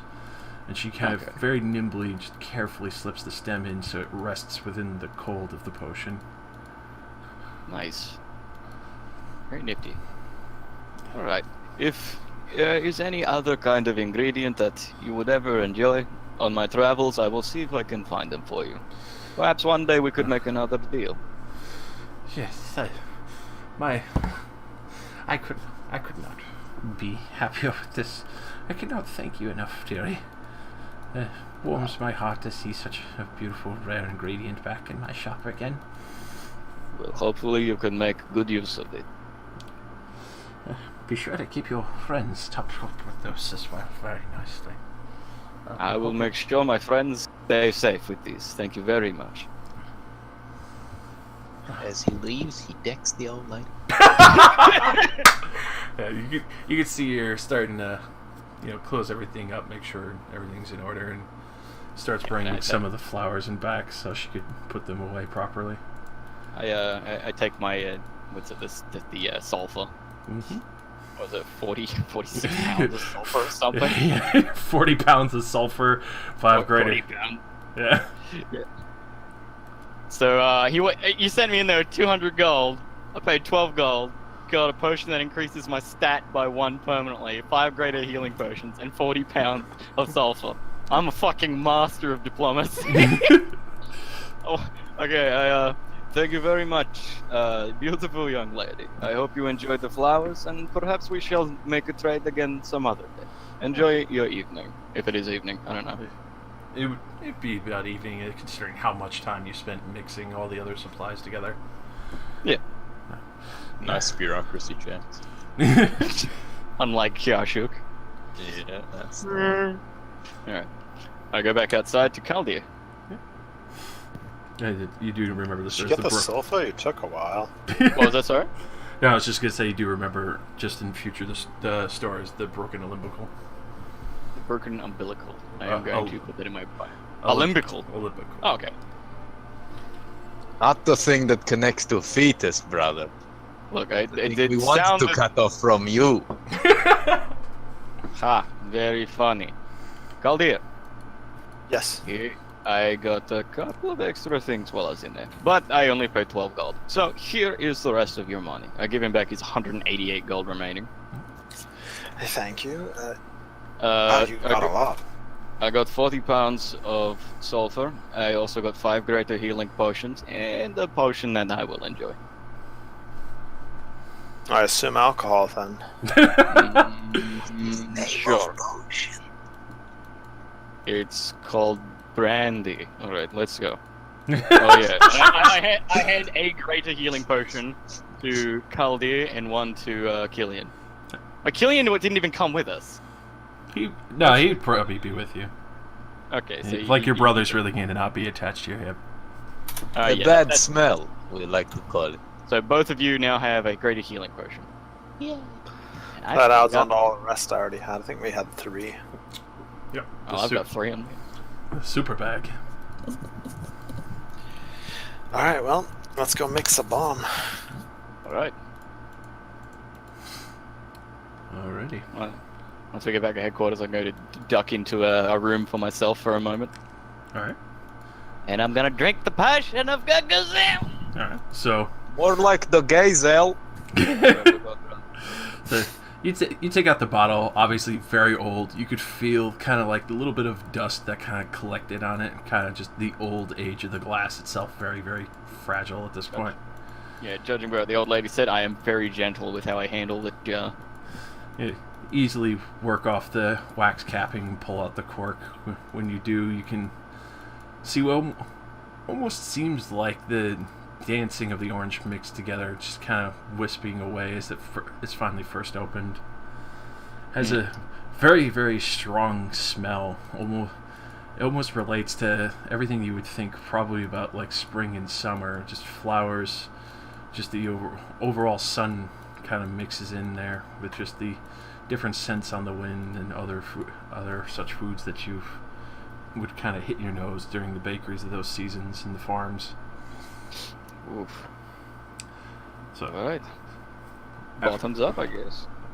so as you drink it down, feels a little bit thick, but as you were expecting for this potion, about the amount of a cup of liquid inside. It kind of hits your stomach. You feel almost like a vibrant pulse through your veins, like everything's just kind of opened up and loosened up, and feels very relaxed and feel a lot more nimble. Your fingers feel almost like the first day you started playing your lute. This is amazing. Brother, you look like you're on crack. At this point, though, you feel like everything that was kind of stiffened up and slowed you down a little bit is just kind of melted away and aged away as you feel your joints and everything just limber up a little bit more. Anything that was stiff doesn't really kind of slow you down at this point. And you can now add +2 to your base mod of Dex. +2? Oh shit! I am at 19 Dex now. Fuck. But you smell like anus.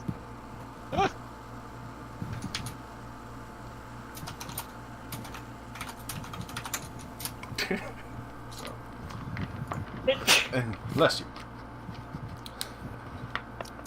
There is distant sneeze. What the hell? Yeah. Sorry. Is it really? Yells this guy. Bless you.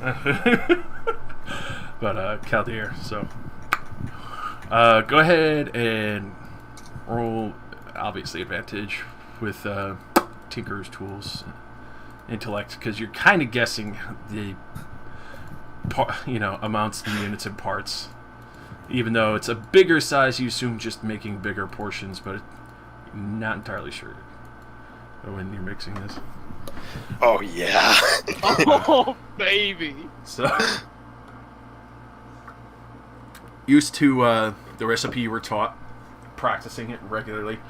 In the larger portions, you very, very carefully, just knowing this, do out your math absolutely exquisitely. You don't even miss a single number, even as you look over and double and triple check it while mixing this very softly and carefully. You remember not to mix it where nothing gets in the air, even to wear a little bit of linen glove cloth or wraps to make sure nothing gets on your hands and doesn't ignite anything. So, and you barely make a mess. The most mess you have is between when grinding up the sulfur and charcoal together and getting the saltpeter mixed in and everything. You actually make probably the most exquisite, amount of a whole keg of gunpowder. Even though it takes pretty much the entire fucking day for you, you do this without missing a single measurement. In my tired eyes, I look at it and I say, now we have to sleep with this thing near us for the next day. And that is what is going boom? Yes, this will probably level the tower. Excellent. Now, Killian, I can't lift this, so I'm going to need your help. That's alright. How heavy is it? I probably would have walked back in by now. For a whole keg, did you get well, I should ask Chaldeer, how big of a keg were you expecting to make? Because obviously it took all day to fill it anyway, but... Pretty much the biggest one they were going to wheel in here for me to use. Alright, so that'd be probably 3'5". Probably up to his waist, it's probably around 90 to 100 pounds in total. I throw it on my shoulder. Be careful! Not very quick, I understand it's explosive and I take care doing it, but I put it over my shoulder. Right. Keep in mind at this time, luckily you do note that there are drift globes and there's no lit flames in this room. Okay. What time of day is it? I'll make sure not to sneeze. At this point, especially for how long it would take you, probably around 8 o'clock, everything's getting pretty dark at this point. It's pretty pitch black out. Well, we could try to go and do it tonight. It would be a really long walk. I am happy to do that. On that side, now, was Cordelia doing anything for the day before? Yeah, not really. Alright. Kyron, how do you feel? A little bit tired. It has been a long day. Well, we either have to sleep with this explosive somewhat near us, or we can do it tonight. I am still injured from today. Killian's saying is still healed over, but still remembers the fucking lightning that arced to him a little. It's up to you. You're the one that's going to be doing most of the legwork. Perhaps we rest tonight, so everyone is all better, and then we go in tomorrow night. Okay, I'll sleep with Thermi. Don't let him sleep with the bomb. No, I will just sleep in the same room because I will be defense mechanism. Okay. Are there any You want to do paddles that? nearby? If you want to do that, I'm just going to tell you, if you strike it, it'll probably explode and kill you. Yeah, I understand. Yes, you hit it, it goes boom. I don't want to go boom. That I Okay. will sleep with it. Okay, good, brother, good. I am the most liable, and the most likely to survive blast. Not a fucking 100-pound keg of gunpowder. I'm pretty sure that would kill any of us. It probably does, like... Is it fire damage? No, probably force or a combination. It'd probably be like a certain amount of fire, a certain amount of force, and a certain amount of bludgeoning. Through the fire and flames. Yeah, pretty much. But at least I resist one of those damages, Not for long. and I can reduce it by 3 if it hits me for bludgeoning. It Most does likely 300 to damage to you. survive. Well, I reduce that by 3. Yeah, 297. Crap.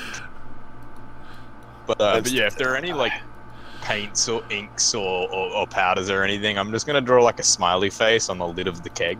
Oh yeah. Oh my god. There's Call him Therapy. there's an inkwell in the conference room, obviously, where they've done contracts with other people, so you could definitely do that.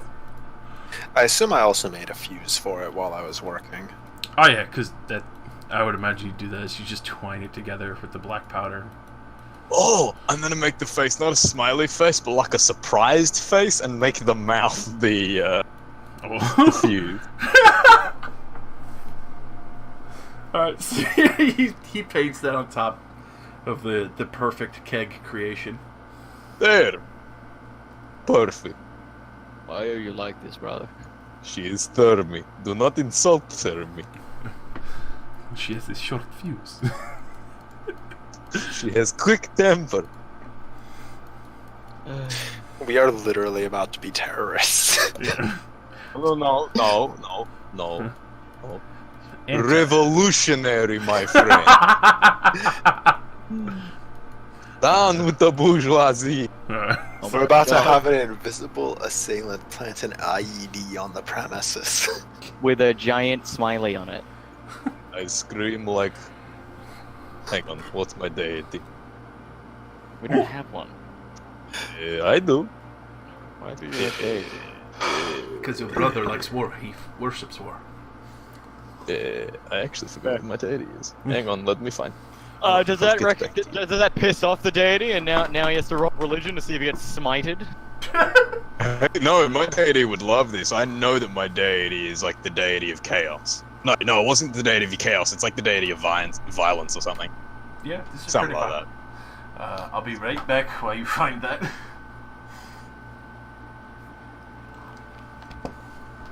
I can't believe we're literally become terrorists.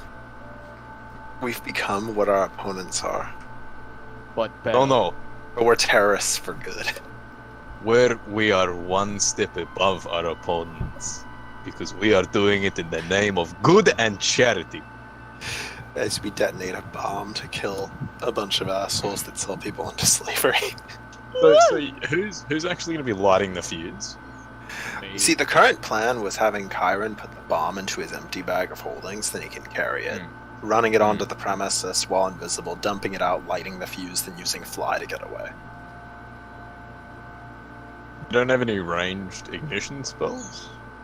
We have Kaldier's guns, but here's the problem. He can't see like more than 10 feet in front of him. Yeah, but a bullet won't light the fuse. That's the thing. It'd have to be like his shoddy, and that you'd have to get pretty close to that. 'Cause he's got to pierce the. You have to pierce the actual barrel itself. Have you seen this guy's gunshots? I think he pierced the barrel. That's true. That's true. put You do like roll a- with advantage, I guess. We could put like a container of like flammable material on the top of it, like a Molotov cocktail that like ignites when it's shattered. I just throw it over the wall. No, just like attach it to the top of the bombs, then we'll Big Molotov cocktail. Alright, so who's going out of If the you- snack bar? Hang on, that's actually an alright idea. If you gave me a Molotov, then I just drop it from like I start flying up, drop the Molotov directly on top of it, it shatters. That sounds like a large room for error that you just included. Yeah, but you don't I have mean- any. You don't have any ranged fire spells. No, I don't. I'm a bard. I'm a control bard, dude. I could Yeah, no, lightning that's breath fine, at I it. just- Lightning breath can't miss. Lightning breath from 30 feet away. I could throw spear No. and yeet it from great distance. Is that Who has tinderbox? Me! Give me the tinderbox. I actually believe I do have a tinderbox. You I'm do. just imagining like the world's first use of an explosive Yes. device, and you're just like lighting a match, and they're just like, "What the fuck's that noise?" And you're just like, I hand you a tinderbox, right? But I'm gonna go, brother, make sure you're level 99 in fire starting, okay? Right, He's in RuneScape, brother. I forget. I should be able to light the fuse with a tinderbox, so that's good. That's good. How long did you make fuels, Kaldir? He requested 10 seconds, so 10 seconds. About. Use Run something friggin' that size. fast. I mean, I how don't big need would this to- blast I radius will be? fly. You don't know Really yet. fucking big. It's gonna be so big. I may die. It's gonna be hilarious. Kaldir has 10 not done something this big. Yeah, I 10 have seconds, like 6 seconds. it's an you educated dash. guesstimate that you might get away. What's your flight speed? 30 or 40 feet when you use fly? Should be 50. It's 50? I think. So Let me check. That's 100. That's 100 feet in 6 seconds. Yeah, no. It gains a flying speed of 60 feet. Yeah. So that's that's 100. a- That's 100 feet in 6 seconds. Or if I dash. That is dashing. Okay. That you dashing would be 100 feet in 6 seconds. So a 60 total of feet, 10 that'd be 120. seconds. 60 feet, 120 if I dash, Okay. right? Oh, sorry, 60, not 50. Yeah. So 120 for the dash. I will likely get away. I will likely get away. We could also have Titus put haste on you. We could bring him along too. For an extra move action. Dash twice. That's 220 feet in the span of 10 seconds. Yeah, I'd be fucking well gone. You'd be able to like Superman. Through the wall. Haste doubles your move speed too. Mm-hmm. Oh shit. It's 120 Oh, so if we're dash. gonna So if I dash, it's Like 240. You'd pretty much rocket out of there. It'd be yeah. If you'd be Yeah. 440 feet in the span of 10 seconds. Here's sonic boom.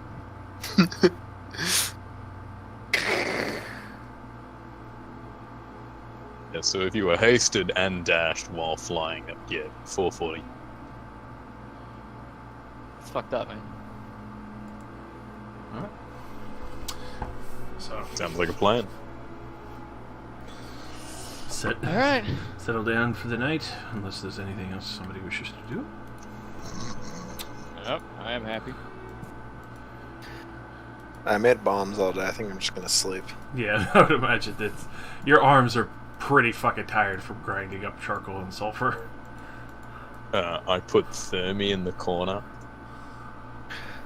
of where I'm sleeping, and I point my crossbow, like loaded while I'm sleeping, directly at the door. Not like in my hands, like on the table or bench or whatever, like in front of the bed, so it's just always pointed at the door so I can just get up and pull the trigger if someone's getting in.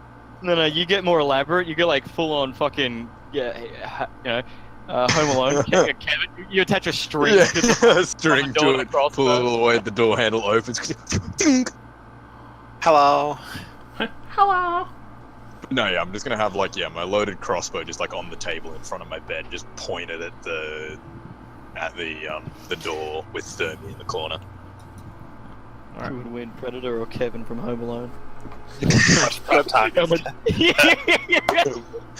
The villain of the new Predator movie is Kevin.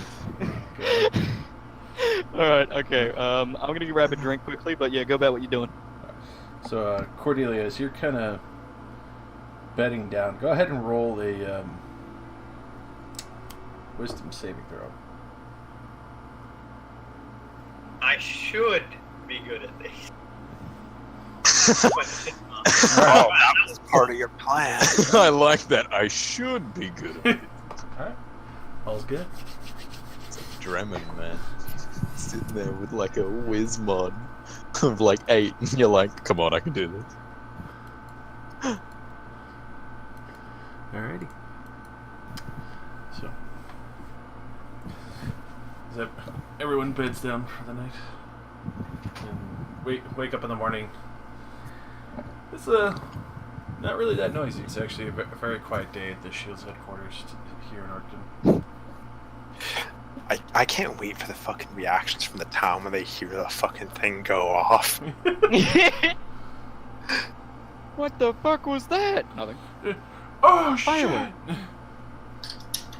Oh!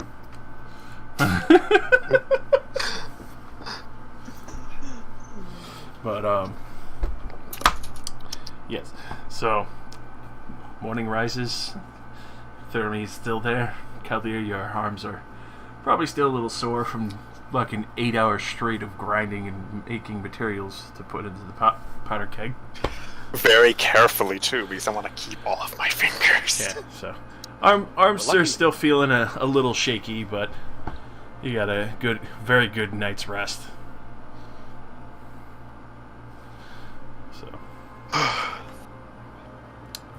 So, waiting till it starts getting a little darker to head out. That'll be the general plan. As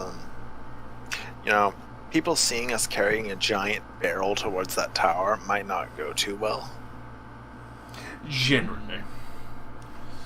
If we had dumped it in a whole bunch of little barrels, And assembled it on site. assembled it on site because it's invisible Wait, as long as I'm we holding have a it. bag of holding. Why are we waiting? Yeah, we have a bag of holding. But will the barrel fit in the bag of holding? I assume. For this, yeah, I would say it would fit because it's tearing all over again. But I told you it would happen, Josh. he did. He climbed back over the mountain with a fucking barrel in hand. Exactly what you said. Yeah, the bag of holding also only has 3 greater healing potions in it, in my everlasting jar, and that's about it. Take all of that shit out and put it somewhere else. You don't accidentally dump it out when you're removing a 500-pound barrel that you can't hold. Yeah, but don't you just ask for what you want from you just think about what you want and you pull it out?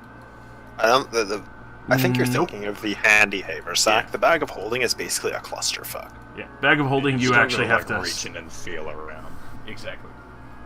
Ah. Handy haversack is the one where you think of it and it pulls it to the top, but it's specific items and it's too small for a big item like that.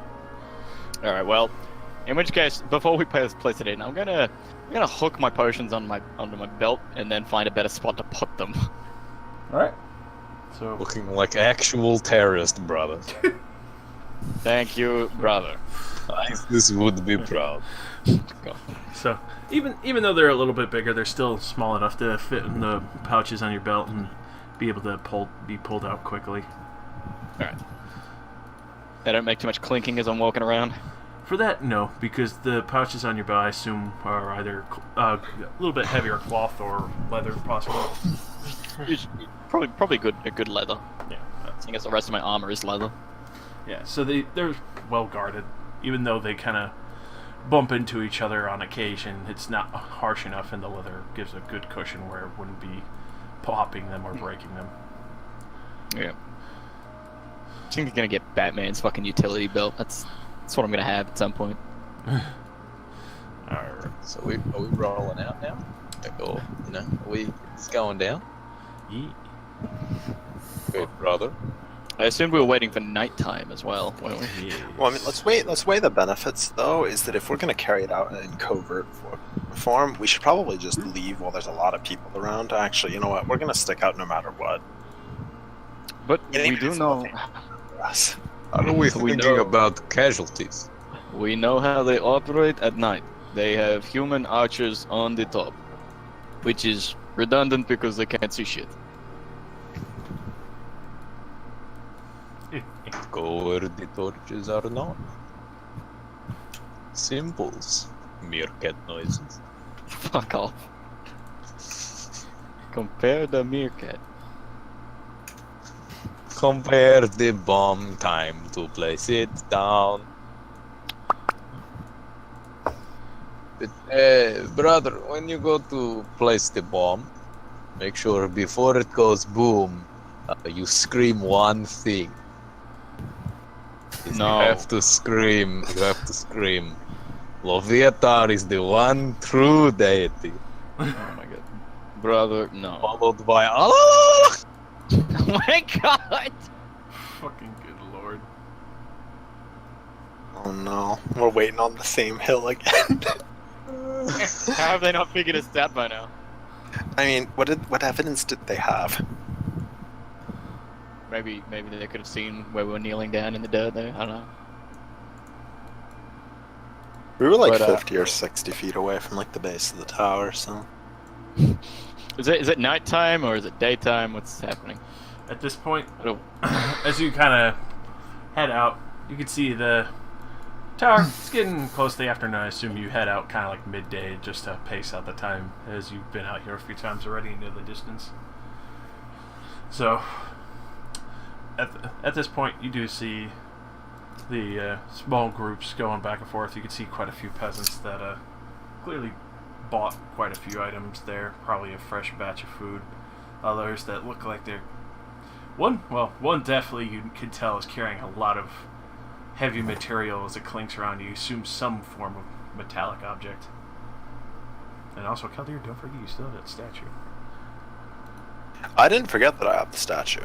Alright. Afraid those midgets would take it from me if they saw it. who are you calling midget? So, Those midgets. The Yeah, you midget? missed the mission. you did. Dario Popo and Thrisk Stoneclaw. Oh, I don't like that. No, I don't like small things. That's why I never liked you, brother. Brother. Oof. As the night kind of rolls through, you could see the merchant and her bodyguard leaving. You can see one of the archers start coming down. You actually do see the more savage-looking folk as well still there. They're not leaving tonight, but you do see a few of the archers actually heading out. For what location, you're not very sure. But you do also see the gnome who seems to come here fish every day, leaving with the merchant as well this time. Very clearly they know each other.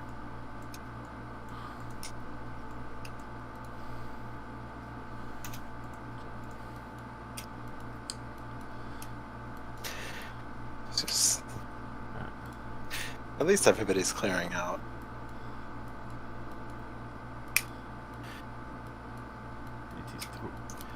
Alright, well, I think I need to go appease my own conscience. Let's hook around to the back, see if anybody's in the slave cages.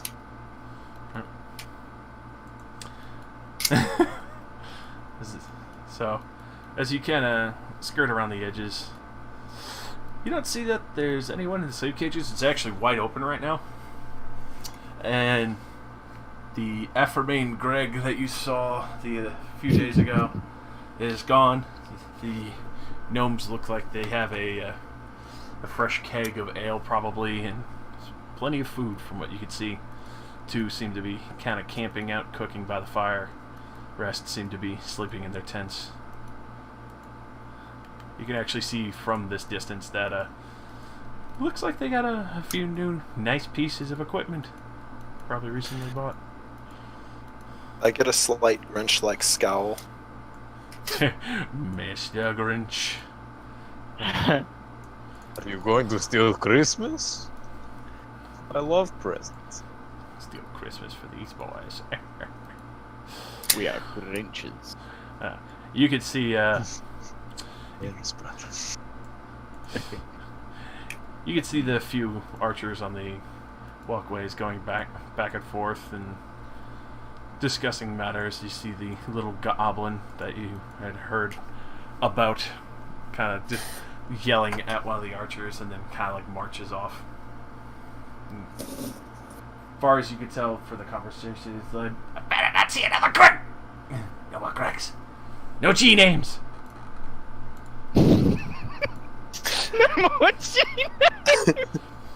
But he's a goblin. Damn it, looks like we're gonna have to call you Dreg from now on. Damn it. I was going to go with Gary. Oh, no, but that's Oh, you're ruining everything, brother. Gary is not good, mate. Just so I could piss that little crap off. Can I send Ecor to just follow him around? Oh, And then I'll just hit Gregory. him when he sets the bomb off. No. It's a peacemaker. It's not a bomb. It's about sending a message. Droney. Today the towers will fall. Oh my god. Oh no. What have I Yeah. done? oh God. So Pretty sure this town's already fallen over. it will crumble now. It'll crumble At least on there- itself. At least there isn't a What second kind of tower. what kind of explosive do we call this though? The haymaker. No. Like as in like what is it made of? Like it's obviously not It's a black powder. It's a Yeah. black powder. Oh, it's just a black powder explosive. Yeah, I just made a Oh, shit okay. ton of black powder and put it in a really big barrel. That's our explosive. It's a Sea of Lucky Thieves for us, special. Black powder can melt wooden beams. Oh my God. All right, so Rozzy, you could see him on the second floor, kind of marching around. The spider's resting up in the funnel web nest that it has, and obviously it's on the far right. I don't know. Can you see through Igor's eyes still? I hope so.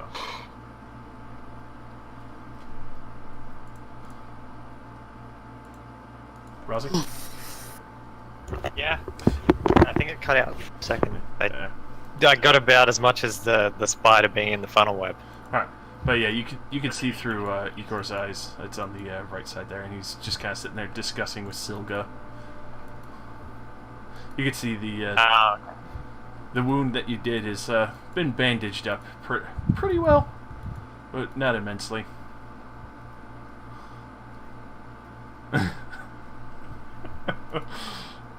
But you do hear them, or well, you're not looking through Igor's eyes yet, are you? Pardon? Are you looking through Igor's eyes right now? Yeah, I mean, while I'm hanging it, while I'm just in here with the group, Alright. I assume they'll just shake me or something if something goes wrong. So Punch you. I stand with my arms like at the ready, like behind her to just shake shoulders violently. So you can see him discussing with Silga. Like, Those two don't leave. They worry about it. They know something's up. Something wrong. Nobles be mad. Fuck, nobles eat horses. I take group. Leave. and you can hear like Silga just trying to encourage him to stay and keep working at this angle. It's so heartbreaking. Come on, Mr. J. It's literally that. It's like, Mr. J, don't get mad, please. I know you lost your papers, but you still have your stamp of approval. They won't worry about anything too much. It's the You got me. Is that the goblin? That's Mr. J. yeah. Yeah. The goblin. Oh, I thought the goblin was like another underling. Oh my! Yeah, Goblin's in charge. Blowing him sky high, boys. Put it under his bed. And the real question, everybody, In his are we pants. going to mop up the survivors? That's why I Like- bought broom.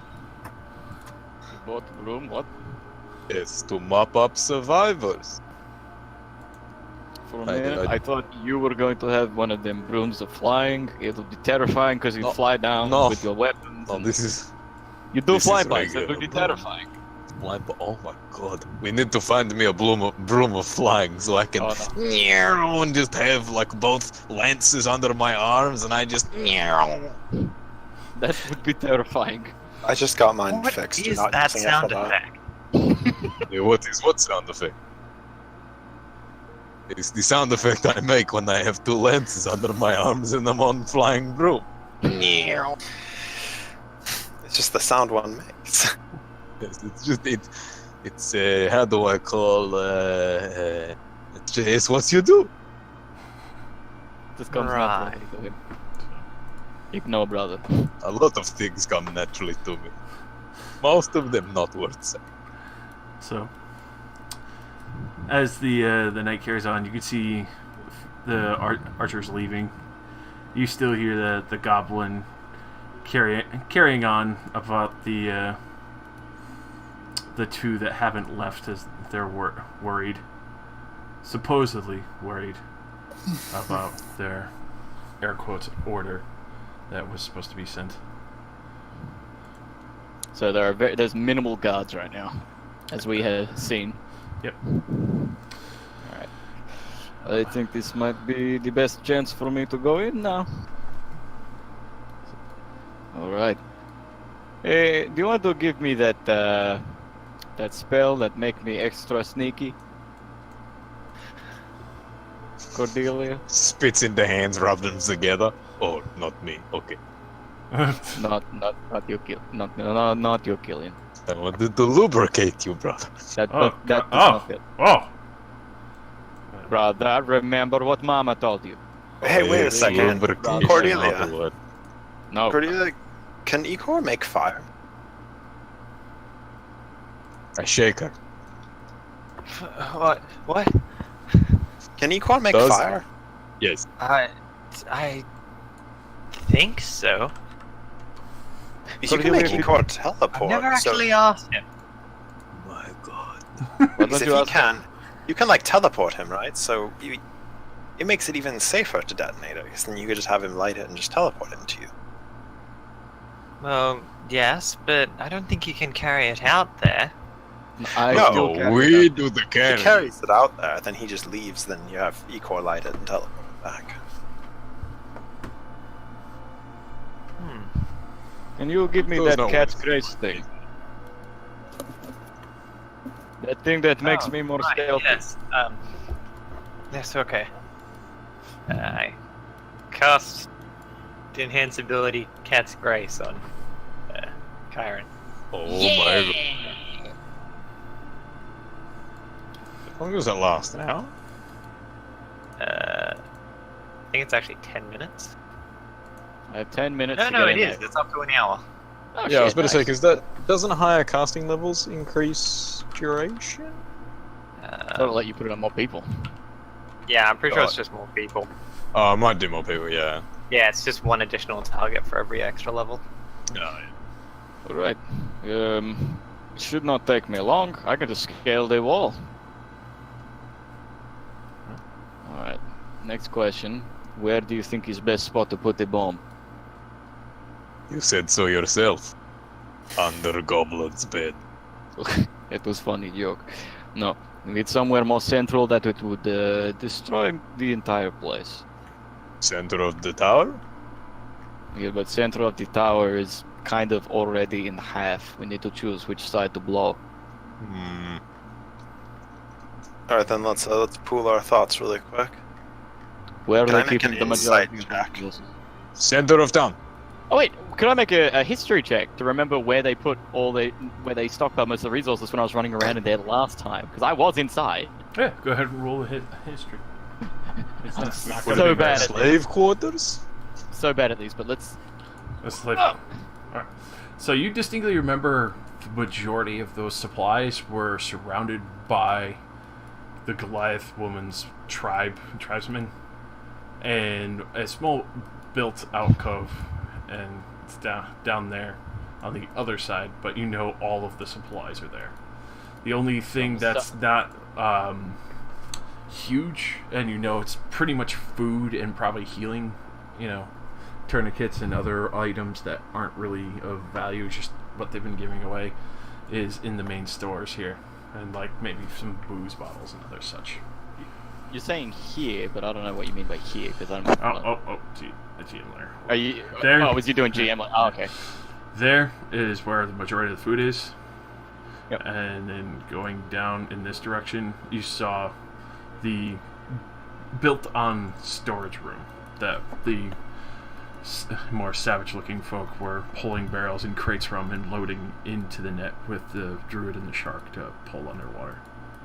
So that might be. I distinctly remember there was more deviantly stuff at the bottom, on down there. Perhaps if we put the bomb there, it will cut their operation in half. Quite literally. Not in the middle of the slaving area? No, the slaving area is less important. Okay, it seems something that would cripple their business. I mean, we can mop up this top half anyway afterwards, if we want to. I like the idea of mopping up. That's why I bought broom. Okay, brother, excellent. Everyone in good. favor of that? Alright. Cordelia, could you have the bird watch my back while I run around in there?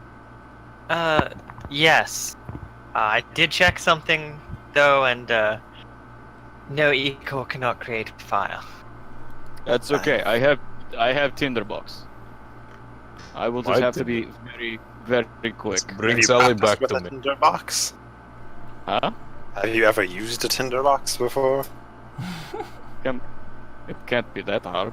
I mean, we've been Oh, traveling for a long no. time. I've seen Killian do it a million times. Can you please She's practice a only couple of seen me times? do it. Alright, let's test it a couple of times over here. Okay, test the kinderbox. The kinderbox? The tinderbox. Get the hang of it. That one's banned in America.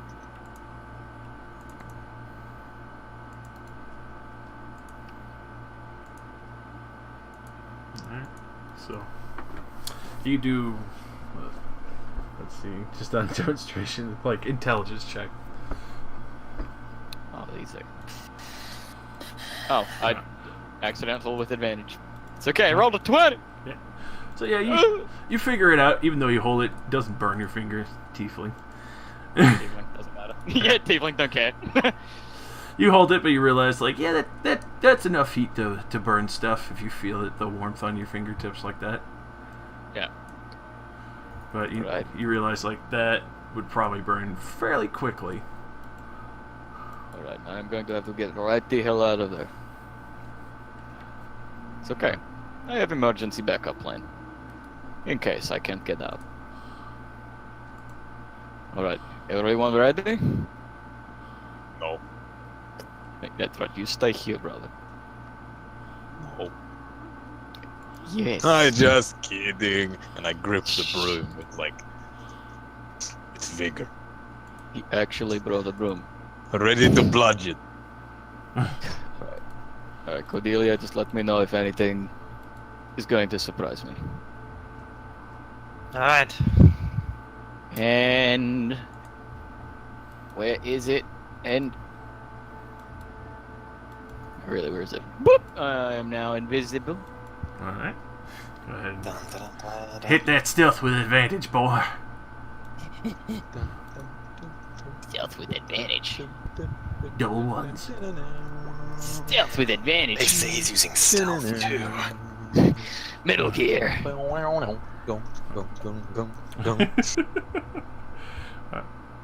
So yeah. Yeah. You start going in, you can see the guys kind of picking through what looks like a different assortment of nuts. He's just kind of like smashing them with the butt of a dagger, eating them slowly. Just sipping fine.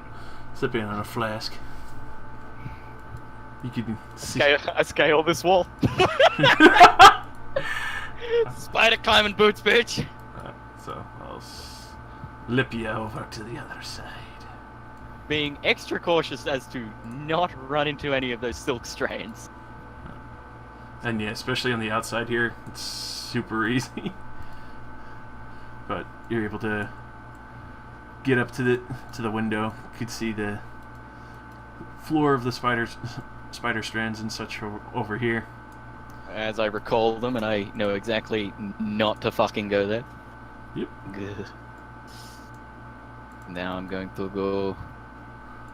It's sneaky, beaky, sneaking, beaky, sneaky, beaky. Hit me with one more stealth. As you kind of go by, you can hear the goblin and the halfling arguing amongst each other. Like, What?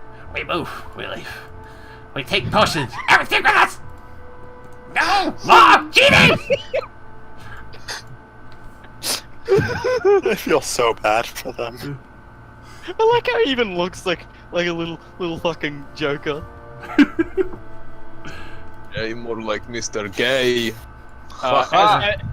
Because I know that I have almost fucked myself in this hole before. I'm just gonna be like, no, not today, and just walk along the wall past it. Yes, you just walk along the wall. Yeah. Well, while Silga's like consoling Mr. J and doing things you don't want to watch.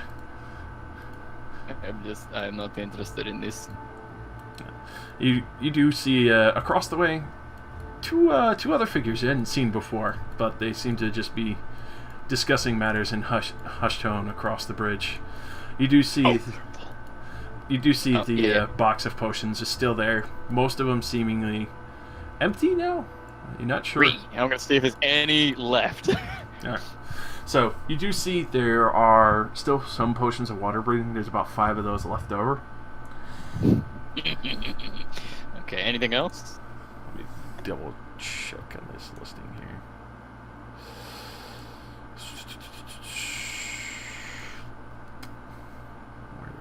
There. There is an elixir of health, oil of slipperiness, a filter of love, actually, as well. Oh my god, I am taking that. And the elixir of health. 2 potions of animal friendship, a potion of fire breath, and let's see, where is this? Two small potions, just regular potions of healing. You can see that obviously whatever last raid they did probably super exceeded their expectations and got a lot injured. Yep. So luckily, obviously, their supplies were decimated after that, especially not having the priestess with them. Yeah. And then just 1 potion of growth. I already know. Yep. Yeah. I'm taking the potion of growth because I know kills. Yeah, but everything else that you saw here, you assume were either probably doled out to the bandits or the savages below that you could see walking back and forth and just kind of mulling things around.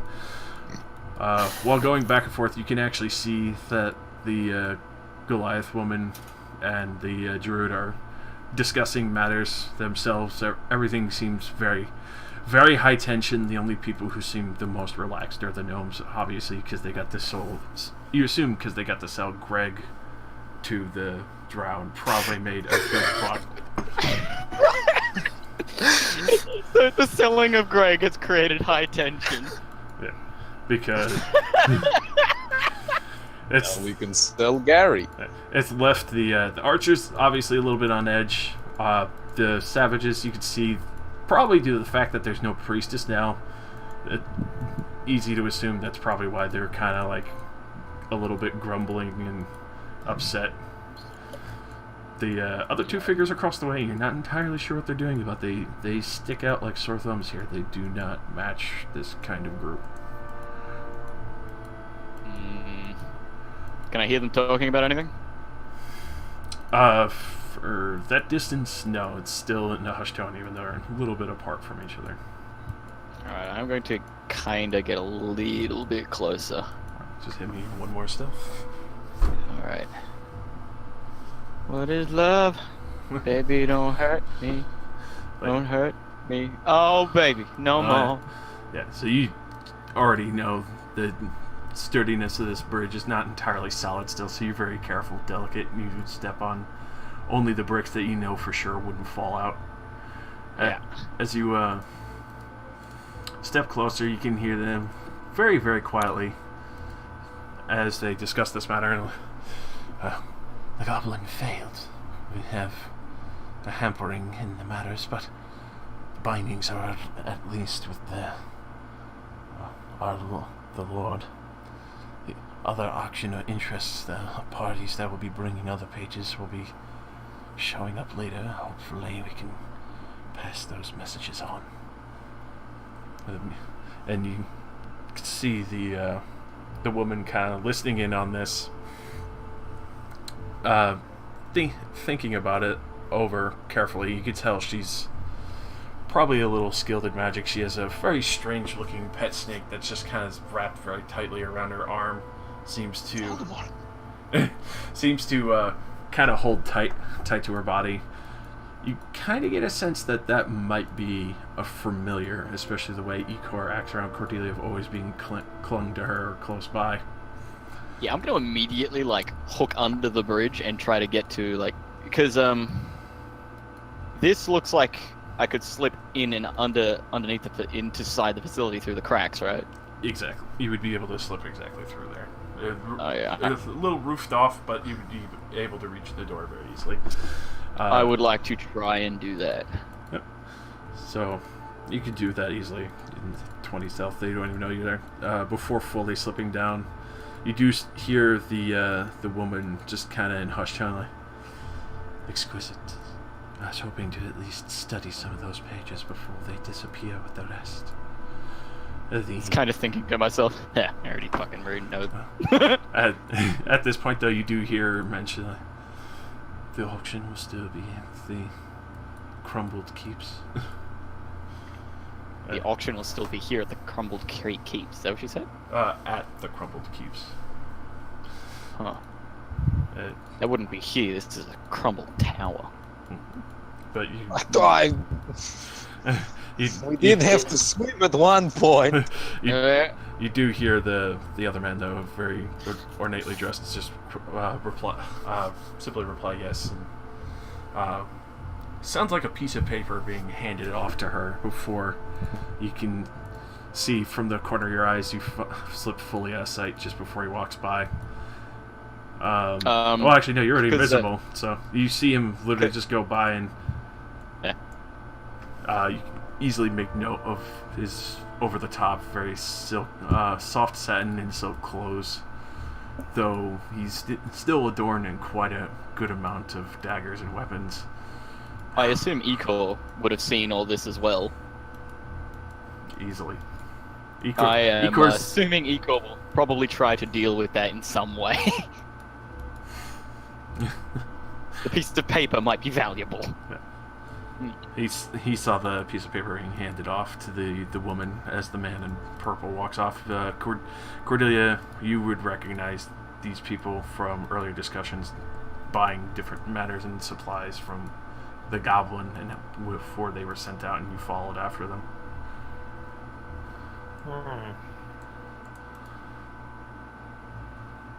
Well, I would message Cordelia, but if I do that, I come out of invisibility, so I ain't doing that. I trust that she will do what she thinks is best while I go blow shit up. So, Do the Lord's work. as you slip on down, you can see across the makeshift bridge that is easily movable. The druid and the Goliath woman discussing matters, very clearly upset with the last endeavor of what happened.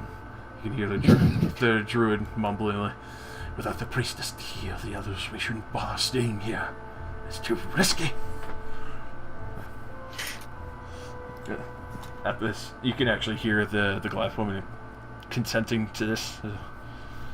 Well, we'll move out in the morning. Take what we want. If the little green shit gets in the way, we'll kill him. Oh, too bad I'm going to destroy their little plan. But you can see the larger pet of the druid kind of just swimming around in the river next to him as they have this discussion. Yeah. Alright, does it look like there's any way I can slip into the building here?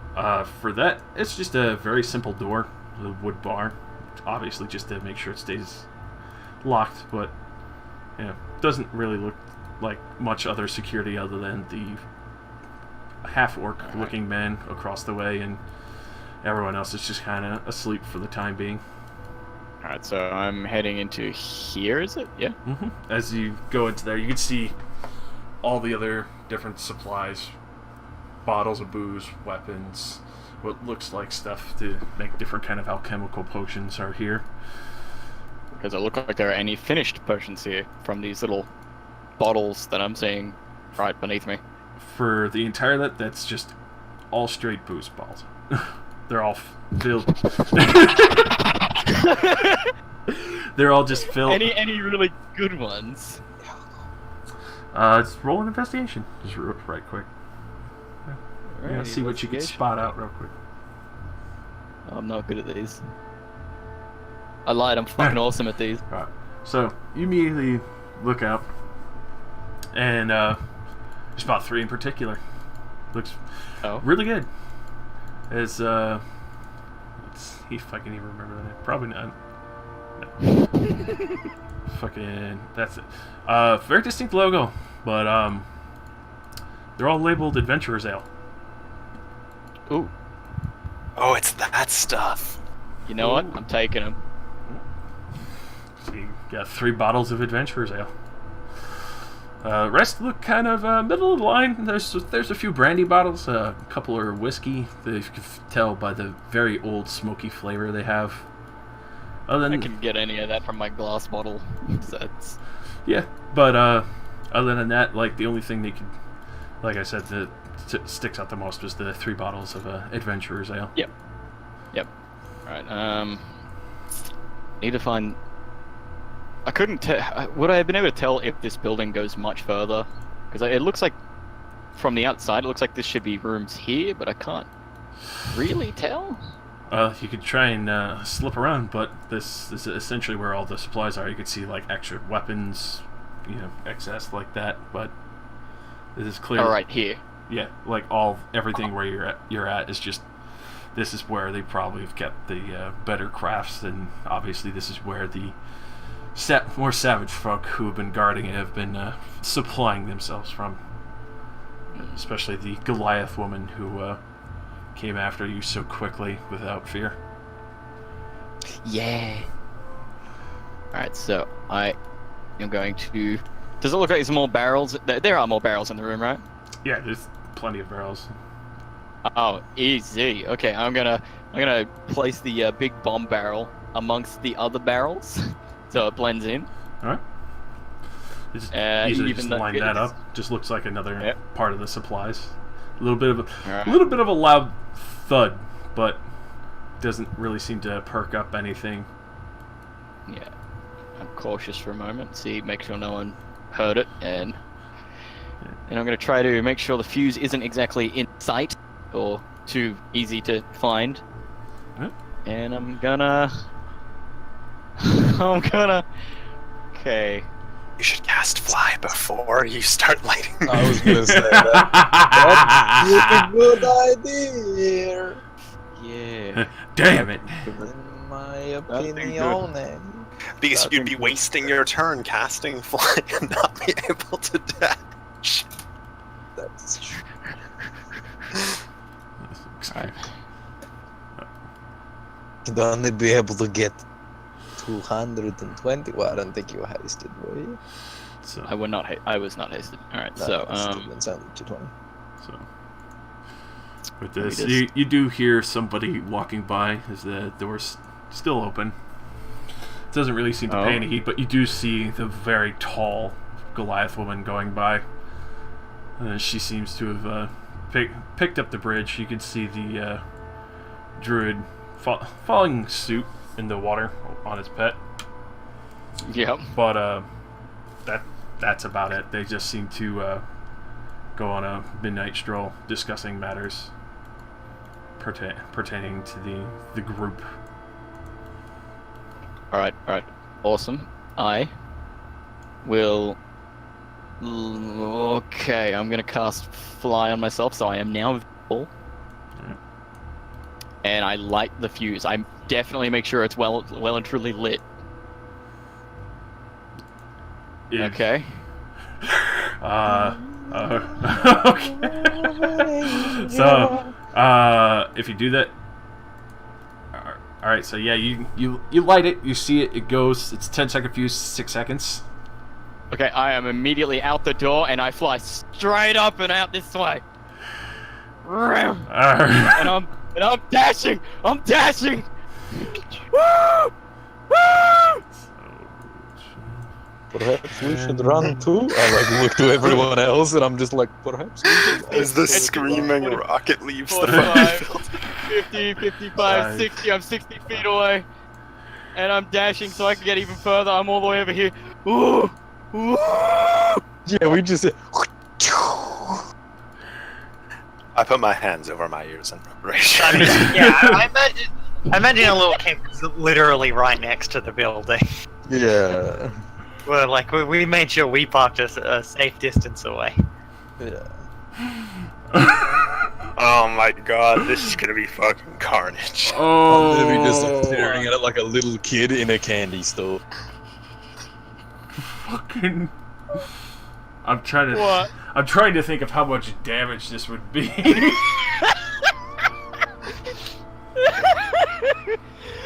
Is this pet shark's gonna turn into sushi? Because this is not a small fucking amount.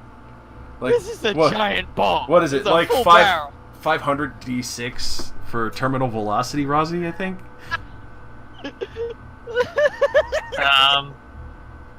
Yeah, I believe the highest it went up to was 200.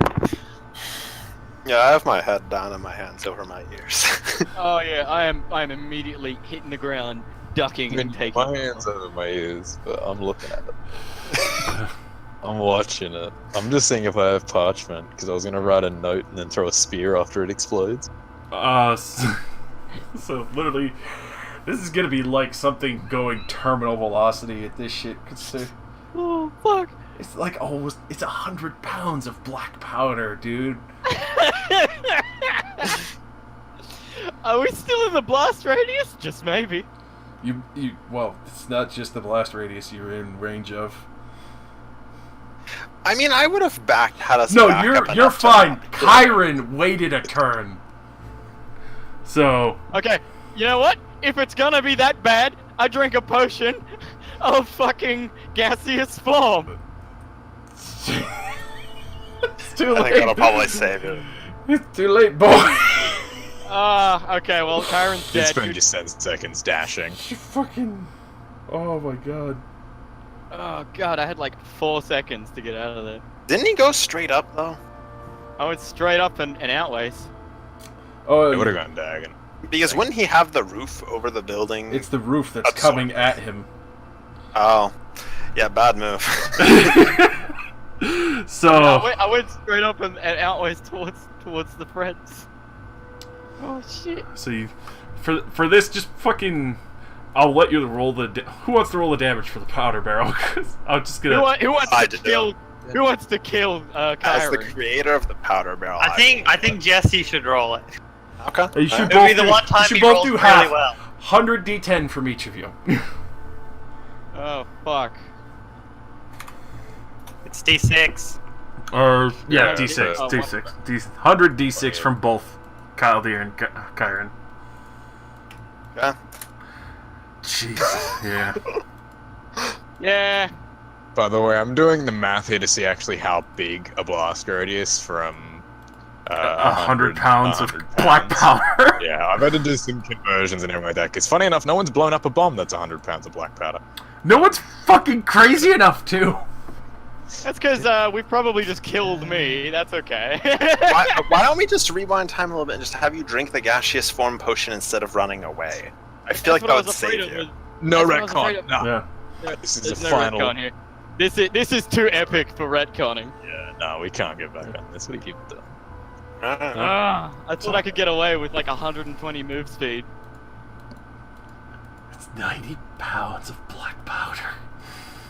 Even fucking. I'm trying to think of how much damage this would be with the fucking trajectory of bricks and boulders flying like this. Actually, you know what? Roll me a dexterity saving throw, and I think with With advantage. yeah, I was about to say you should have advantage because of Cordelia. Oh! Arr. Oh! Why would 'Cause, you yeah, do he is this trying- to me, game? He is trying to dodge the flying bricks. Yeah. Well, no, that's what I'm saying. Like, he's not just gonna fucking take it brunt force. Like, he's gonna see boulders flying at him. Yeah. The giant shark coming right at me. Woo! So, Do you want me to narrate this for you? Kyron fucking dies.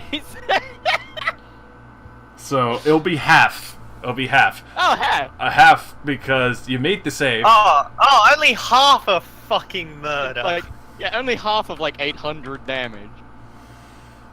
Oh my god. I am a fine paste. this was the fucking coolest plan. What have I done? I'm just trying to think here very carefully. Because it's with the half, it'll probably be like at most a boulder that it's not a huge one, just like Well, how much damage do you think like a medium-sized brick does? Well, I mean, you It broke depends my the leg. velocity of the brick. It depends how You far bro- it's flying. When running at 80 fucking feet per second, well, 80 feet per turn, and you fucking stopped a carriage on me, I took like 24 points of damage or something. Well, yeah, that's because the way That's inertia my is in leg D&D. into- Yeah, D&D's inertia, at least in 5th what I was reading, is the same as fall damage, just in a different direction. yeah. It's the same theory of suddenly stopping with the momentum of a certain degree. Alrighty. Here we go. Also, I did some calculations. Blast radius of 563 feet. Fuck! Exact- We're all in it. With the Did we all epicenter just going, die? with the epicenter going to 120 feet. Did I just kill all of us? Blast damage goes from instant death. Instant death would have to be within the 300 the 300 to 400 feet radius is instant death, and obviously anywhere in between guaranteed death. With anything within that explosion is potential survival, and then each 50 foot increment from the blast radius, your percentage of survival goes down by 0.2. Okay, Josh, I feel like I would have known a lot of this. Or at least been able to estimate some Yeah, of no, it. I'm thinking of something a lot more rational here, fucking damage-wise, because... Like, I really do feel like that if I knew that it would be anywhere near this big, I would have put a bigger fuse on it. You know, I'm just saying that, like, there's a lot of estimates that were made after it blew up. The amount of powder that you would have put in it, you would have been like, this is going to go boom. Yeah. You would have like stationed us like, Yeah, so far that's away. why I'm just thinking, well, yeah, he wouldn't even be in sight of it. Yeah, like we'd see it in the distance. Yeah, so... Alright, so... Better question, where's Igor? Just a quick question. Oh no! What? He's fine. It takes me like a bonus action to just dismiss him. Alright, so you see Kyron flying out, so you dismiss him He's and pull him back. completely not on this plane anymore. Alright, so you just dismiss him and pop him back in. So, alright, so he's good for now.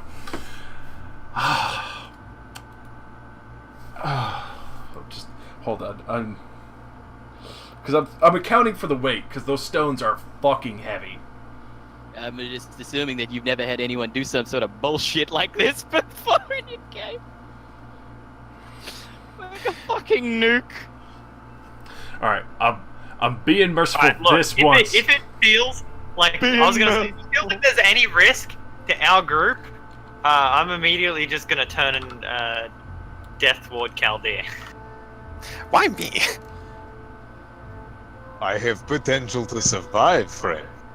I also have a lot of HP, but thank you. I also have resistance and HP. So, Kyron, I will let you drink the gaseous form. Because Okay. if you're standing there staring at it, probably gonna have time drinking it and realizing, oh shit, that's going fast. Just, that is not 10 seconds. So... Oh, damn, you know what we did forget? You flew out just straight over the land, right? Because the way I did it was I flew out straight across to my friends. Okay. Up like a little bit to get away from the fucking shark, Alright. and then just straight across. Yeah, so probably at most 10 feet off the ground. Yeah, pretty much. So the fucking sharktopus can't fucking like latch me out of the air. Okay. Kyron wouldn't just have to dodge bricks and stuff. I'd be dodging a lot. He'd of have to debris dodge. there. He'd have to take the brunt of the shockwave from the. Oh yeah. Where is the shockwave? Which I generated, or when I say generated, did the math for approximately 40 feet a second it travels at. He's probably... So 40 feet a second multiplied by 6. Basically, what Killian's saying is, I'm dead. Yeah. Oh, fuck. If he had haste, he'd be making it just barely. He'd be outrunning it. Did you say? Yeah, Did you say 200 was the max die? Yeah. 200... Because well, no, that would 200 cap D6. that would cap the max die. Because that's 240. Yeah. Although wait, is it every? No, it's every 10. It's every 10 feet, isn't it? On this Yeah. game. Yep, it's every 10 feet, so... We're just... I'm trying to see The if he's... point is that after you've fallen 200 feet, you've hit terminal velocity. Yeah. Yeah. So yes, It'd 40 be times like- 6. It would be like 500 240 D6. divided by 10. So 24 d6 would just be the shockwave damage value. Yeah, because that's actually around the estimate that I was going with, like 20... I was going to do 21 D6. I mean, yeah, it's only a rough. Again, nobody's blown up something of this size, so I have no direct graph to go off. I'm simply just like calculating. I'm simply just extrapolating. Oh yeah, no, it's helpful. And the only reason why I'm doing it on the lower end also is because they're big, heavy fucking stone. I've only got one question for all of you. Have you got your eulogies ready? Better be in this air. You better be screaming like you better be screaming like in Infernal. Like God is the greatest.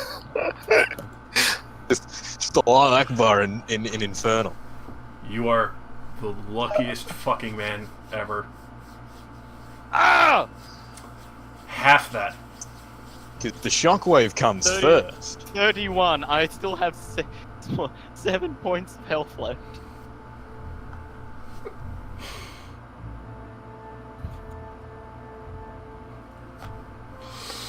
Yeah, I would say you drank the gaseous form as you were out of the distance, because gaseous form would actually slow you down to 10. And even with a haste... Yeah. Yeah. And I'm assuming the bomb has some magical damage.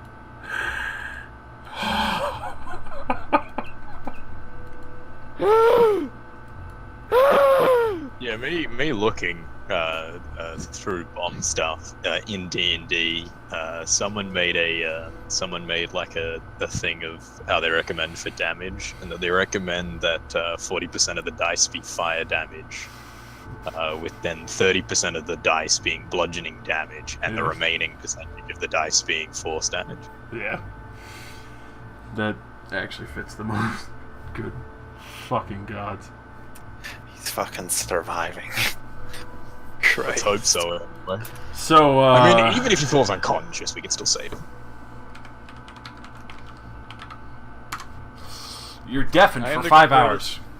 I am the greatest infiltrator in the world. You're the world's first almost suicide bomber. Kyra, How many feet did you dash when you were flying? 120. 120. Yeah, it would have been if you were going 60 feet a second, then you dash. 60 feet in 6 seconds. I mean, would have been dashed 120. Yeah. Yeah, but I think we got me to the edge of my 60 feet, and then I just went gaseous form. Mm-hmm. I am so happy I kept that potion on me. So, Who has given me a new appreciation of potions? you are so fucking lucky you have that. But yes, you are flat deafened for 5 hours. Yep. Mop. Mop. Mop. Yeah. So, And what happens to the tower in the surrounding landscape? I was. Is it just fucking gone? So, Kaldir, as you were trying to estimate this, you realize I went way fucking overboard. I forgot 3 zeros. Yeah, the entire town would be crumbling at this point. Yeah, you fucking literally see the night sky go from pitch black to a nice starlight to it's fucking orange and on fire. You literally see boulders from the tower and other pieces flying through the air. Everything's black smoke and charred and burnt. You literally fucking, like, see, probably from where you're at, probably downriver, part of the river literally stops for what seems like a good fucking 10 minutes. Nuke it from orbit. It's the only way to be sure. Well, at least now they know we mean business. As the whole entire fucking night sky is now fucking iridescent red and orange as it burns through the night. Because there is fucking fire everywhere around that crater of a fucking X tower. Here's what I'm wondering. So I would have gotten to about, fucking here, right? Before I had to gaseous form. How far away did the blast send my gaseous form? Literally, Kyron, you barely fucking survive. You're almost dumbfounded. You don't fucking know where you are in the woods currently. Luckily, you can fly, and all you see is billowing smoke. Thankfully, from how bright this is of burning the forest, you can make your way back towards town and part of the river where you left your friends behind before going in. There are no survivors. There are no bodies except I am the sole survivor. We just atomized like their entire fucking food supply. As Kyron slowly arrives, as you see a mist cloud in the middle of the night come closer to you, as you all watch, assuming this man is dead. Killian, you probably feel in your heart like your brother just went out in the most glorious way, but you do think that he's definitely... A tear is just coming to my eye, like a tear of joy and sadness. Yeah. As he arrives and drops his fucking misty form, you see the shark, dead and floating downriver.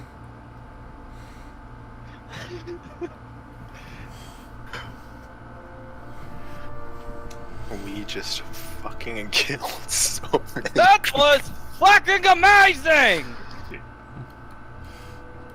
You can easily discern from that he's deaf. I hurt! I was almost certain you had died. Are you okay? What? I said, how did you survive? That was way bigger than I thought it was. I forgot 3 zeros. I can't hear you! I got out with the potion of gaseous form! How close were you? You were 60 feet, yeah? Like 60 or 70 feet. No, wait, hang on. Because 'Cause fucking was the barrels what- placed you. I fucking Yeah. lit it. Out the yeah, door. you dashed. And then fucking... It was a 10-second fuse, so you would have done the dash with 6 seconds, and then midway through you doing your thing. gaseous form and just... Damn. I I'm just nerding out doing all the calculations. probably look so fucked up and scarred up right now. Yeah. Even dropping. You would, Yeah, you almost look like you probably would have died, and you, even though in your gaseous form, your ears are straight up bleeding. your body would have taken 178 pounds of pressure. Yeah. I probably look really fucked up right now. Yep. Eardrums rupture at 210. Mm-hmm. You Your don't lungs, have magic in this your universe, lung- those you might never hear again. your lungs collapse at 190. You don't realize, you being that distance that you were, if you had been 10 feet closer, that would have thrown you over and your lungs would have collapsed. Mm-hmm. I would have just straight out died. I mean, I'm sure Josh could have made him a con save. That's what I was saying. I was going to be merciful this time because that was a 'Cause it was massive so miscalculation. That was a massive miscalculation. Like just before the bomb goes off, Chaldea's like, "Oh no, you've just sent this guy to his death." I imagine just like while you're in there, like preparing it, we're just sitting there, and Caldea kind of looks at everyone and goes, "We need to get further back." Yeah, I as made a as miscalculation. Kyron walks away, Caldea just turns to just the person just goes, "Let's get further back." Oh, I've just killed Chiron. Oh no. It would have taken me quite a long time to get back to them as well, with just 10 feet of movement with my gaseous form. I mean, I'd imagine we'd probably be laying there just fucking looking at it. It's like, Yeah, oh it's no, like he's fucking fire. dead.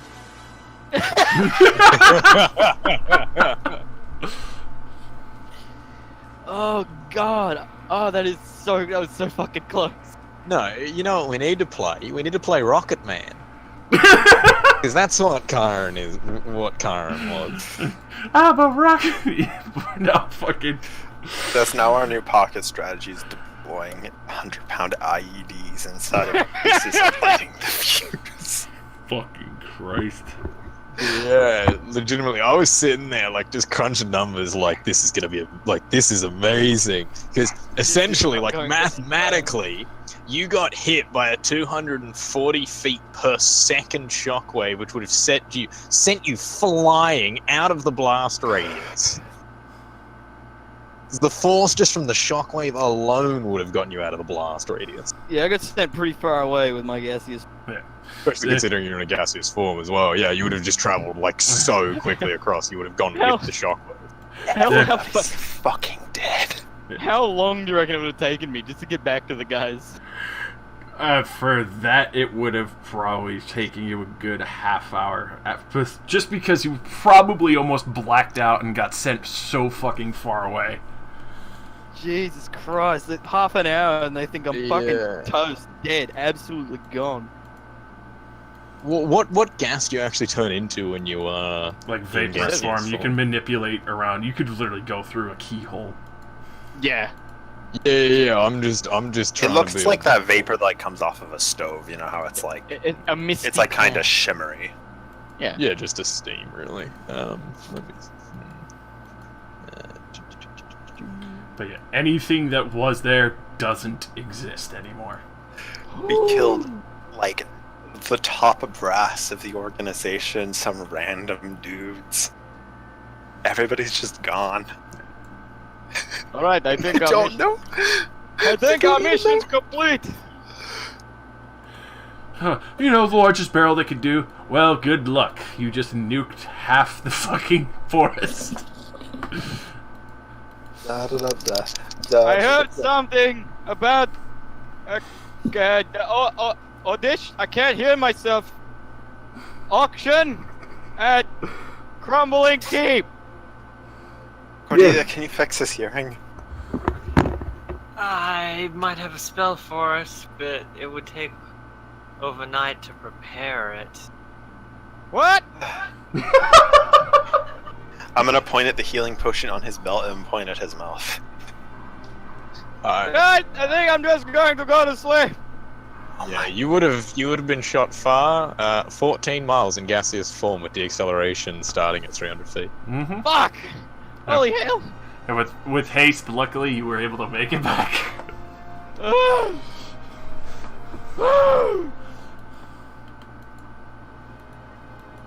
Because you were in a gas. You just kept going because there's no resistance. Yeah, If you had been like in bodied form, you would have had like deceleration. way he'd quicker. probably be dead or knocked the fuck out. Well, yeah, exactly. Somewhere deep far away. Getting sold again. And people say science doesn't live in a world with magic. Magic is just science that we can't discern. Holy fucking shit. So, Walk we just up. we Kyron just did. Up high, brother! Yeah! It's high five him. Chest bumped. Yeah! Get stabbed Come by a we do man. it! That was amazing! So, It's the biggest thing I've ever detonated. And it was eerily beautiful. Chaldean Especially now that I know. to an hour. Especially now that I know nobody that I actually didn't want to die didn't die. All for half an hour, you all thought I died. Oh, fuck. It's the one pass I'm giving because that was a massive miscalculation. We all thought it'd be like it's just like a 60-foot fucking explosion. It's like, nah, fucking 500. What? 10 seconds? Right. Run. Just- What was hissing noise? Here's like scream of tiefling in the background. Huh? Looks out window, atomized. Yeah, you know that scene in like Independence Day what was it in Terminator when the guy's on the chain link fence and the fucking nuke just flies through and he turns into bone? It's just that. Terminator. You know. So, Vaporized the oh no, never mind. You would have been dashing. Yeah. Alright, no, I calculated how, like, for my own little personal touch, I calculated how long it would take for him to, like, walk back 14 miles. But then I only did, like, regular dashing and I forgot about, so wait a haste and minute. shit. That's 100 Okay. and you would have had flight as well. I was in gaseous form when I got thrown away. Yeah. You walking back. No, I came back to you in gaseous form apparently. Unless you would have dropped it. I have no I see. idea if I would have dropped it at the time or not. I mean, I would have been pretty far away, probably pretty high up from the blast. Now the important question is, do we want to go back to town tonight? Because they might blame the 4 Radiant Shield members for the giant explosion. We weren't there. What you talk about? We didn't do nothing. Marshall, how long would it take me to get back, huh? If you were walking, 10 hours. You're in gaseous form. Wait a minute. I have to You would have been back in the morning.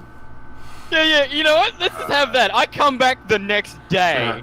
You all think I'm dead. Hours, minutes, 2 hours. It would take you 30 hours to come back if you're in gaseous. Well, gaseous form only lasts for an hour.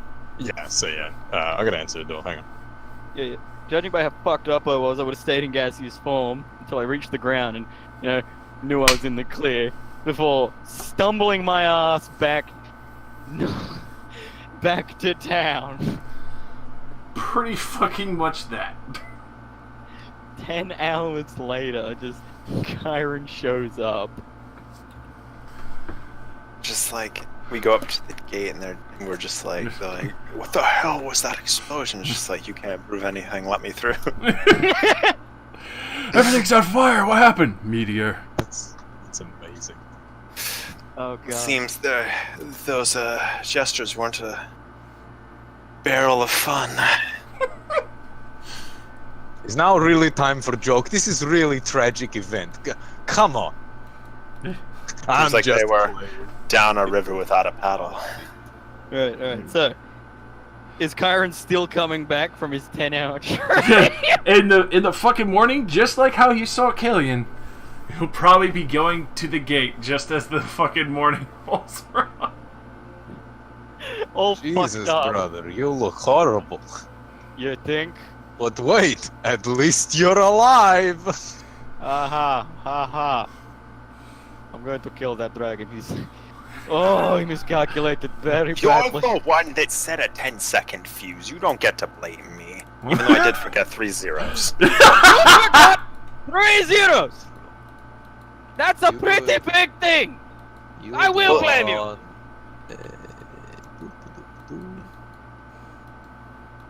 I mean, I'd never made something that big before. You hear Igor in the background. Too bad. I don't feel good. Well, I'm very glad you're still alive. Me too. I'm going to bed.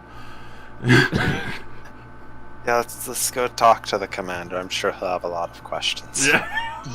You know what, actually? You were really close on that fuse time. Mm-hmm. For him to clear the blast radius, like, just, you know... like, in the fuse time, for him to just breach blast radius would be 16-second fuse. That's goddamn close!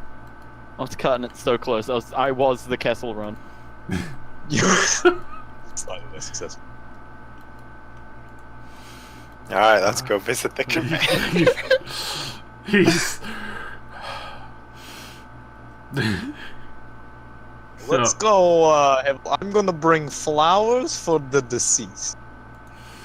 No, I don't care. They have been atomized. I don't need. I want sleep. I've been walking for 10. Into the wall. Brother, I have been walking for 10 hours. I feel like crap. I can imagine. I had to do that a long time ago. Where are the pretty girls who do the healing? So. Oh, you want brothel, friend? That's not no. Brother, please. You have changed. I am is so very We have sorry. fixed him! War has changed. In D&D, you fucking bet it has. Holy shit. Get someone with telekinesis to do it next time. I don't know whether the commander's going to be proud of us or incredibly angry that it was that forceful. I think he's gonna do both. I think he don't care as long as we wiped out their faction. How many civilian casualties? Well, there was no slaves in the cages, and all the rest of them were complicit in the raiding and slave selling, so I consider that at 0. Excellent! Then we never did nothing wrong. Plan worked excellently. Now can I go to bed? Yeah, sure. It's morning, brother. I mean, yeah, what time was the explosion? Oh, so for that, especially at night, and then invading a little bit on that time. Like, at minimum, for you to still get back at night. I mean, you just flat. I'm trying to think. Because it'd be morning. Like, pretty much wherever you... Because that's a full 10 hours. Mm-hmm. That's a long time. I'm just straight up. I get back exhaustion point. I'm fucked. On 8 points of health, I'm fucked. I mean, you can... Actually... Fuck. It would probably be around the 1 a.m. mark when that went off. So it's 11 probably by the time you fucking get back. It's like midday the next day. Everyone's convinced I'm fucking dead. And I just rock up. It's just a tear in Killian's eye. I thought you were dead, brother. I thought so too. I feel like I'm dead. I'm going to kill you in a second. Killian. Haha, not now. It's true, I will do later. Oh, good. Hold on. I just really want to fucking hear the commander's reaction. I'm so hyped for this, because we just created a fucking crater in the middle of the forest. We've effectively got nukes now. Good fucking lord. I'm pulling up this dude. War has 100% changed.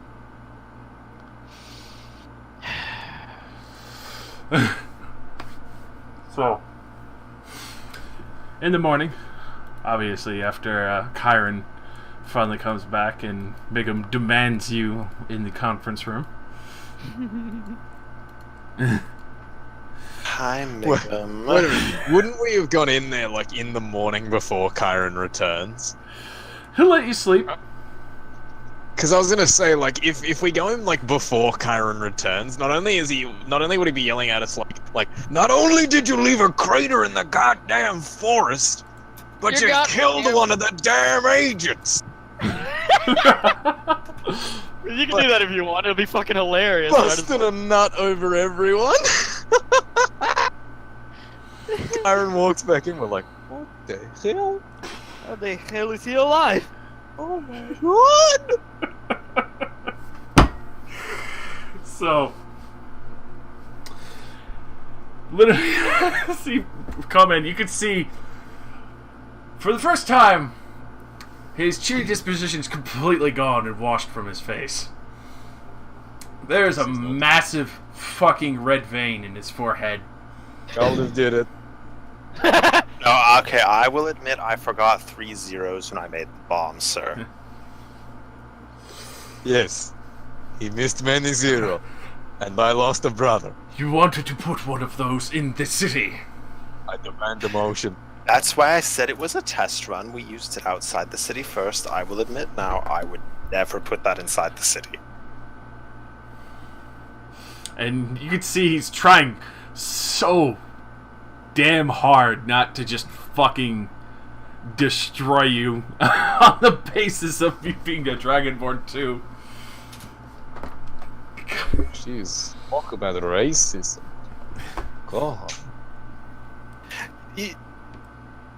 Oh, so you hate my kind too, you know, just like those common vagrants that tried to stab me to death. You just made a 500-foot crater and set my forest on fire! He's got you there.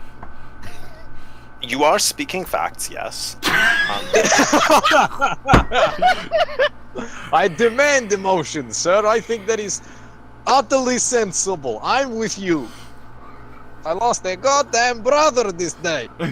I don't care about the villainous vagrants who've been causing issue, but I take issue when half of the forest is burning down and I have to arrest good people to keep it from getting to the kingdom. Yet again, I will say that I didn't intend for the blast to be this big. I had never made something that big before. Is the fire still going? Of course it's going! It's Right. the Have woods! good firefighters. I'm dismissing myself. I'm going to handle that. I want to come too. And I Like can't see. I'm gonna go out there and just control water the river straight into the forest. I'm gonna grab a bucket and just sort of like man it into flames and just start throwing buckets of water. Like I mean I don't really feel fire as much. I'm still presumed dead. Yeah. Oh my god. As I walk out of the room with Cordelia, I tap Caldir on the shoulder, lean in and just go, enjoy the new asshole.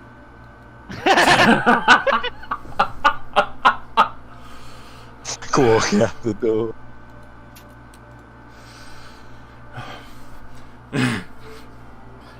Nonetheless, I can respect your ideas, but your machinations are extremely dangerous. Like I said, that was the biggest one I've ever made. I probably won't do that again. Best not. It was designed to eliminate a large stone structure.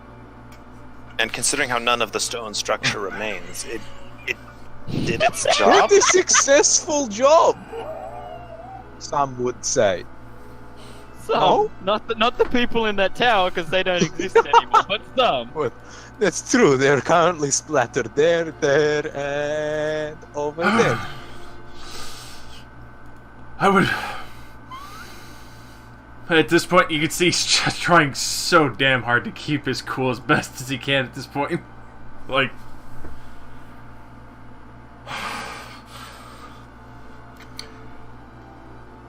You'll let off on this one, as there's no innocence in this blast. And the fact will that your attest group to had that. found the pages. Also, weren't you the one that said this was alright? I was not expecting a hole. I was expecting a collapsed building. What did you expect an improvised explosive device to do? Did you think it was just going to politely knock and then kill everybody inside? I've seen wizards do such. Well, he is not the wizard. I don't have an ounce of magic in me. Demolitionist.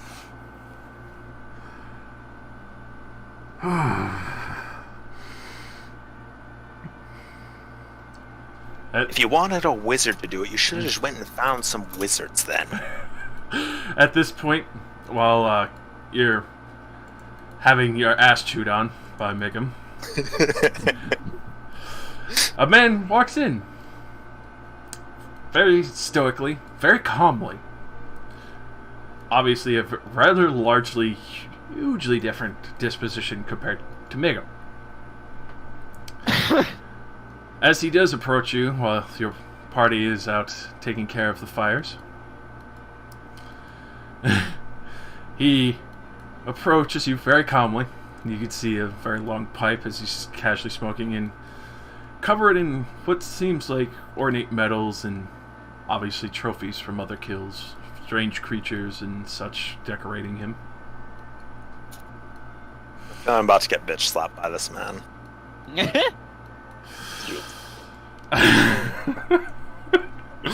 As he finishes his smoke, he looks to Migum.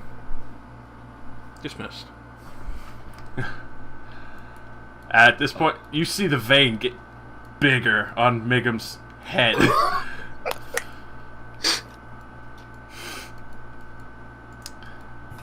As he doesn't say anything, but you swear to God his eyes just got bloodshot from how big of a bursting vein he has in his head and how fucking red his face got. He's got hemorrhoids for a week. Yeah. If he had hemorrhoids, they popped off and grew new hemorrhoids. He just bows deeply, looks at you fucking furiously still, and slams the door while stomping out of the room. At this point, the man in question puts a hand out to the chair. Please, sit down. Am I already sitting? I wasn't sure if you're sitting or standing in this argument. You know, actually, it sounds like I'd be standing for this argument, so yeah, I'll have a seat. Yeah, that was definitely a slam hand on table argument whilst standing up. I just can't yell very loud because people are trying to sleep, so... Yeah. Understand. Rest assured, I am furiously arguing. At this point, he actually does go over and sits down very calmly. Pours glass of brandy for each of you. My name is Norlern Riverdoo. I'm one of the Archmasters of the Radiant Shield. I've been handling matters with the King of Arcton. I must say, after hearing what happened in coming to Migum to pull men-at-arms to fight whatever band has decided to accordingly attack, even if they are villainous citizens. I assumed it was another dragon attack, and then after hearing it was a dragonborn and person that was handling such a matter and the cause,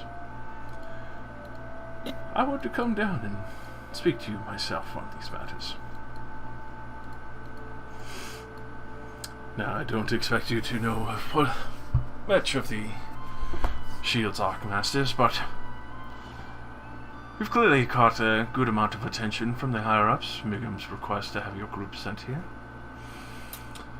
I now realize you are a very potent asset in some matters that we could use you for. You've come from the East, a higher family, did you not? Yes. I'm looking really concerned now whether he's going to try to stab me. Or, like, give me a job proposition. This, powder. you were working on so diligently.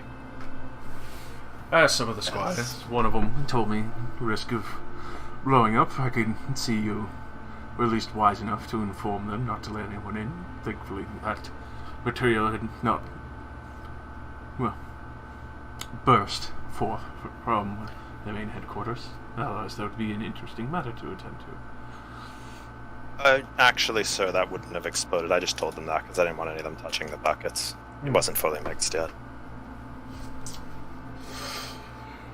Oh, nonetheless, I do find it interesting from my own experiences. Noble Dragonborn family. Definitely be interested in dealings if these are your crafts from your family. We heard that it was mostly wizards and not alchemists and engineers. I'm the only one from my family that does this. I guess that makes it slightly easier then. I'll have to worry about going through anyone else, and I can deal with the main participant for this matter. I'm guessing you want more of what I just made. Many people would. I know this seems like a steep request from one of the leading keepers of the Council of Radiant Shield. Though I can understand, especially the lacking perception and overabundance of ignorance from many of the compatriots and citizens here. I wouldn't blame you if you said no. But I must say your creation there could definitely help with partaking some of the issues that have been left over from the dragons. During that war, there was many a madness that had been swiftly dealt with but not finished. I had read brief reports from Migan mentioning Empyrean. Oh, you're talking about the big black ghost thing, yeah. That I would like to present to you and the majority of your group once they have all arrived back. You want to present what to us? Proposition. There's some knowledge pertaining to what you've witnessed, but obviously we should probably finish up in the matters of Arcton before taking on such heavy-handed business. Yeah, I don't know how we're going to finish this out. I'd really hoped that explosion wouldn't be so violent. I was planning to blow up their warehouse too, but that would probably level off the city. Yes, unfortunately that would be the illest advisory. Though I can respect the ignorance in such a matter of strange devices. I've heard of your, as he kind of raises his fingers, wand. Who told you? Well, different reports. Radiant Shield does keep an eye on recruits in other sectors, and we have our fair share of files and paperwork.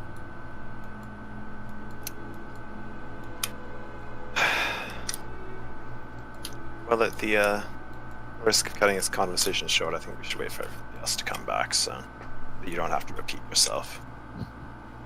Understandable. At the very least, Cordelia has as much say as I do. Of course. You were the originals of your first group, though unfortunate what happened to the first pages. Obviously you have good intentions, not to kind of down the situation. I can see you wish to speed up the process sometimes. But with that, we'll cut over to Cordelia and Killian, who firefighting in the forest. redirecting the rivers. You could see.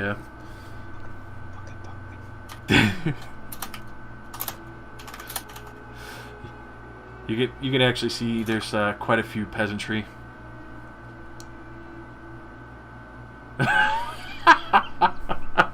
What time is it exactly for them right now?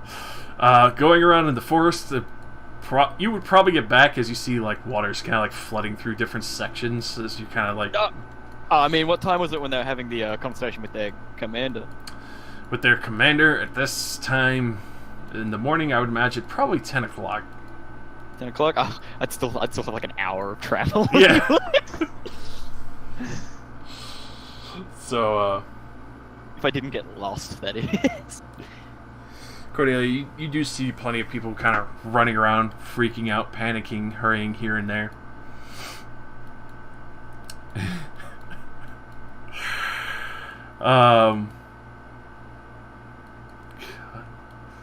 As you're redirecting the river, there is someone on the river bank that you see, rather tall looking, covered in dirt and blood.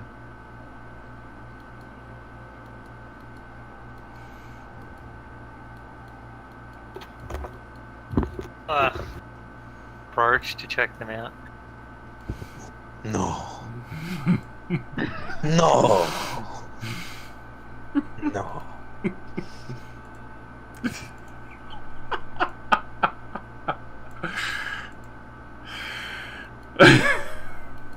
It's too good, but Hang on a sec. so as you do approach, It is you. you recognize this woman, especially from her height alone and her silvery hair. No. Oh, No, that significantly less bad. but you could see she's actually very battered, broken, bruised. She has no weapons. You could see that even though she is alive, she's kind of just on like the nonsensical brink, because she's just kind of like staring in the distance of the woods, just kind of dumbfounded and stunned and very injured.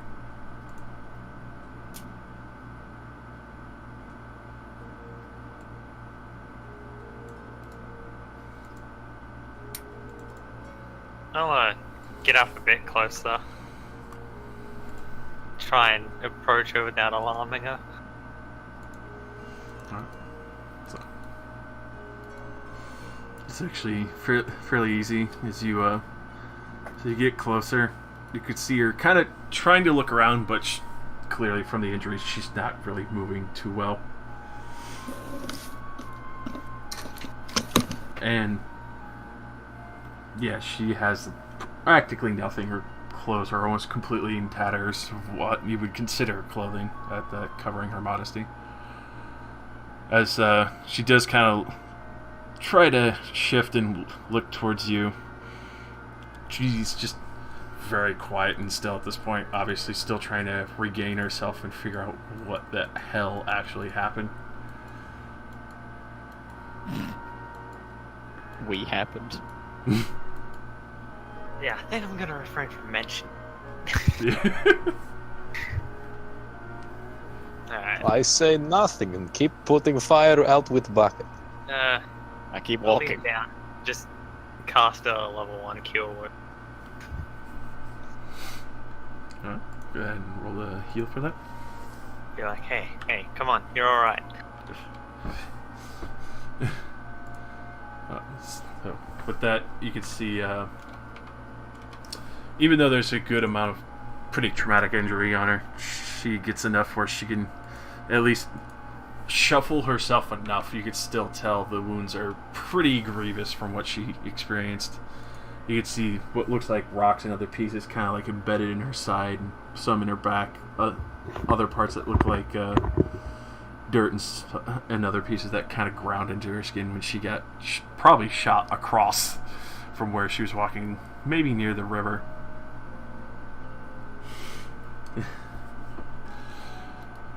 Where am I?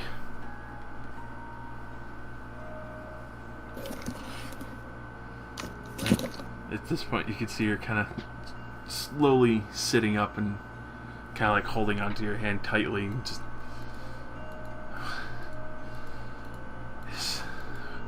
Where is everyone? This entire area exploded. If there was anyone here, I don't think they are any.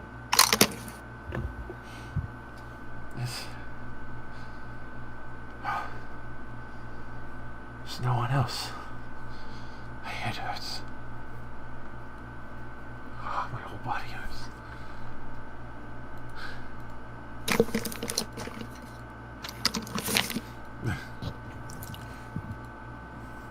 She just kind of starts getting a little further away from the bank so she could sit on a dry patch of land. Even sitting down, she's still a good about 4 feet.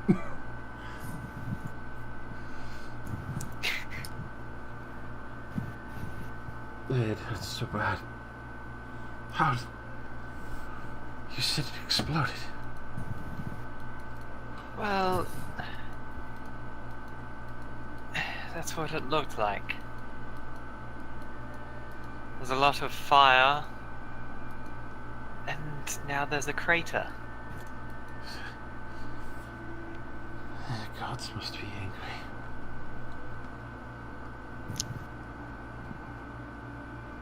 Oh, gods. You can see her kind of looking back and forth and looking around. She just sees like all the smoke. You can see a mixture of feelings kind of washing over her face as she's like regaining her senses very, very slowly.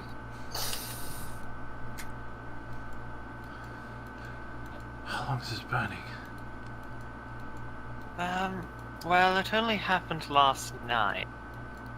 So, almost 10 hours now? She goes to get up and just see her cringing from the pain.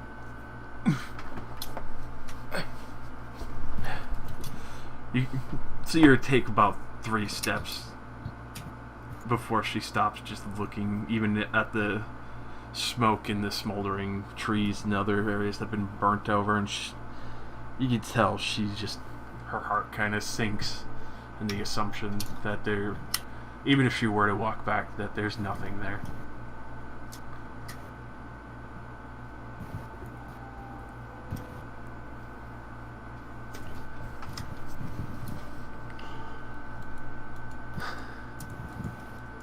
They're all gone. My clan's all gone.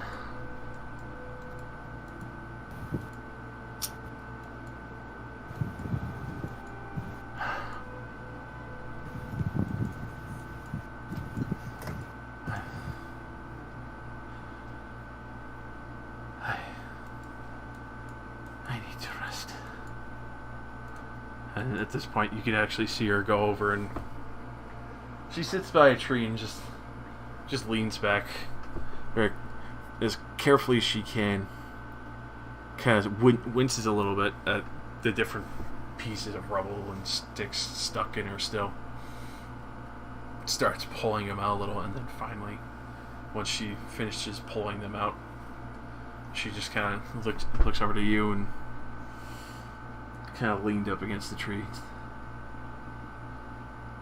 Thank you for getting me out of the river. It's alright. I'm shocked anyone is still alive after all that, really. I was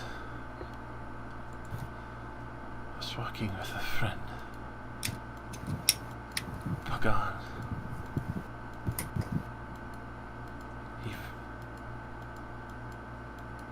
He vanished in the water with me.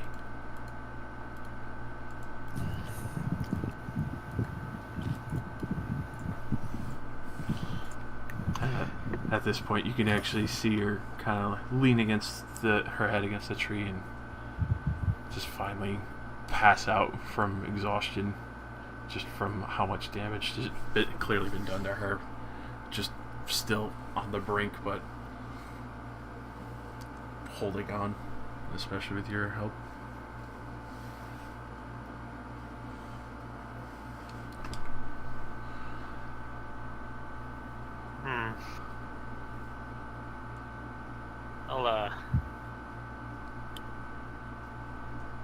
I'll go get like someone from nearby, so we can move her to somewhere a bit less dodgy. Alright. So you managed to find a group of peasants. They look a little shocked at her size alone, but you get about 3 people. They all hurry over and help her with her hefty size and good amount of weight to her. You could tell, even though she looks slender for her form, she's very heavy, a lot of muscle on her. Obviously, as exhausted as she is, can't really hold herself up too long. So you see them start helping her back towards the city of Arcton, just to get her away from the fires and the more dangerous areas. At this point, Killian, while you're running bucket after bucket back and forth, and Cordelia probably going back to try and assist with the river, I assume? Or do you follow after where they take her?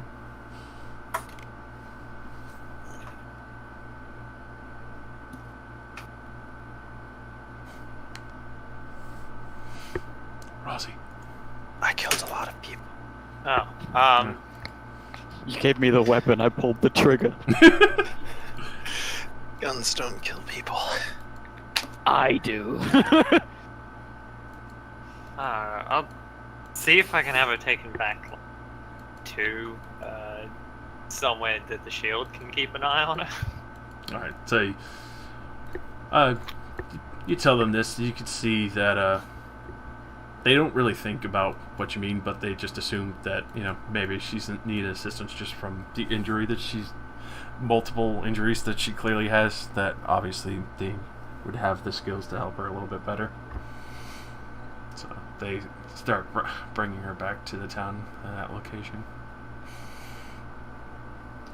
So as you do that, and they let you know, like, we'll bring her to the front district's the Radiant Tower.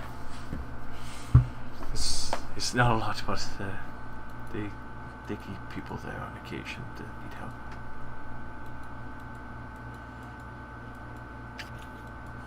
So, Yes, that should do.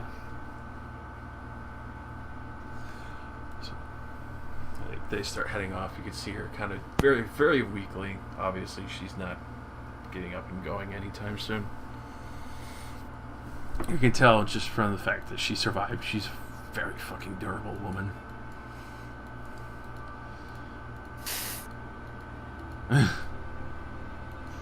Yeah, I was about to say K brothers reunite after a little more time. I'm just getting drunk with this like higher guy. Pretty much. He's chatting you up the entire fucking time, like picking your brain, your ideas. He doesn't seem upset of what happened at all. I mean, there really isn't too much to be upset about. I think Kalji is just kind of depressed and he's trying to hide it by drinking more. Yeah, probably. Depressed that how many people died, the fact it was so violent. I missed 3 zeros.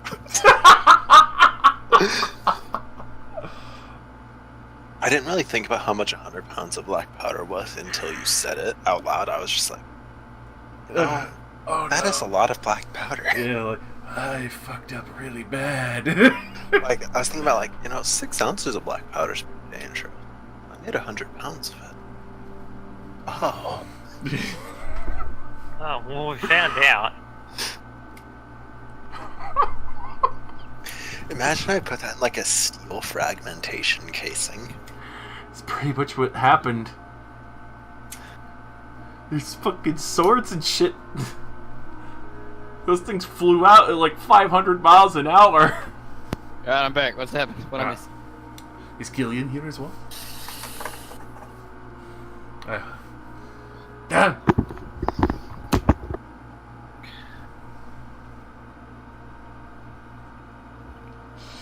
We need the Care Brothers to reunite. We need to reunite. I'll be right back. It's fucking hilarious. I survived. It would have been just equally as funny if I died, because Yeah. Killian would have to make his own little sob story for me. He'd probably have like this big anger to Kaldir too, if that was the case. Yeah, I'm gonna be honest, I'd rather not have him angry at me. Yeah.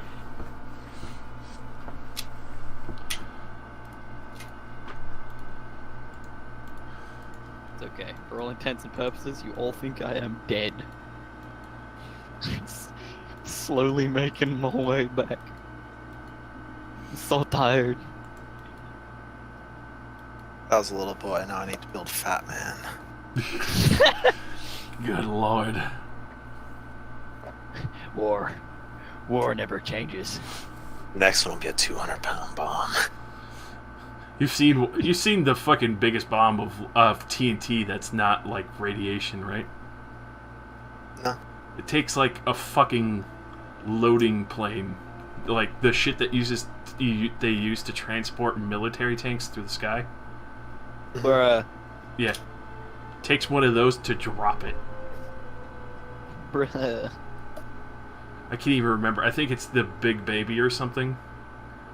And it's like the heaviest fucking grade of TNT accounted. Here, wait, I think I have a meme about that fucking bomb. Of course I do. I think I have a meme about that bomb. Let's have a look. It was called Little Boy. Yeah, Think. yeah. No, that's an atomic bomb. Atomic bomb Little Boy. Yeah, that's the atomic bomb. I'm talking about the one that isn't radiation. It's actually non-poisonous to the environment. Destructive, yes, but it's the biggest non-poisonous bomb. Yeah, non-radioactive bomb. Just straight up fucked. Yeah, it's effectively what you just did.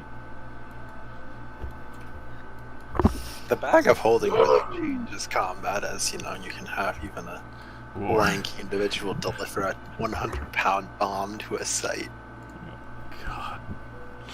Tyrion revives. But, yeah, since I assume Masha is going to be away for a bit. I've returned. Yes. I'll just say, since you're redirecting the river and helping putting out the forest fires and all that from the steam and shit, you actually see Kyron.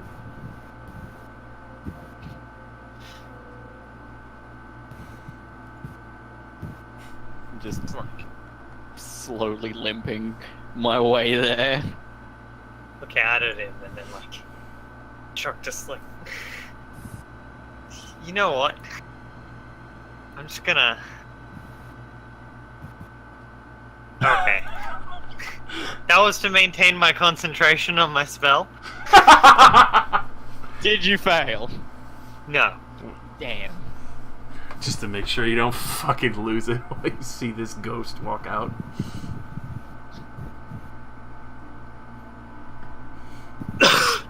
And like with that, I'll kind of like slowly like look over at him and like at what I'm doing and like kind of slowly try and intercept him while I'm still manipulating the river. I look fucked. Probably covered in burns and blood and fucking fractures and shit. From when your ears were still bleeding, your eardrums pop, the fucking red marks still going down the sides of your face and neck. Oh, I need more. I need fresh pairs of clothes and everything. I'm. Voided your bowels because no.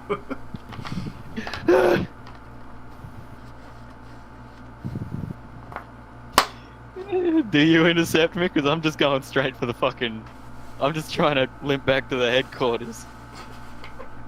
Yeah. I mean, I'll intercept you. Hey, Kyron. Kyron, Kyron, it's so good to see you actually survive. You're happy to see me. We thought you were dead. I thought I was dead. Honestly, I'm glad I'm not. I don't feel good though. I'm not surprised. You look quite beaten up. Yep, I didn't think fire could ever hurt, but you know what? It does. Oh, it does. It is also good to see you too, Cordelia.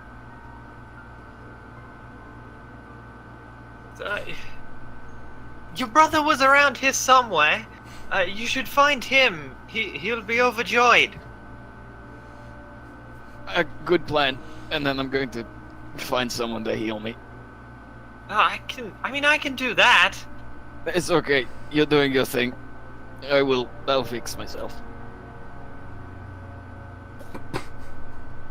I'm gonna wander off to either find Killian on my way back, or just head back. Whichever comes first. Seeing how Mosh has been kidnapped, you probably.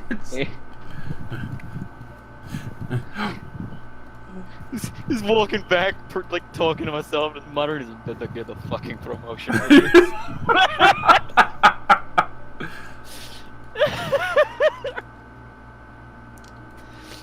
Medal of Valor or some crap. I don't care.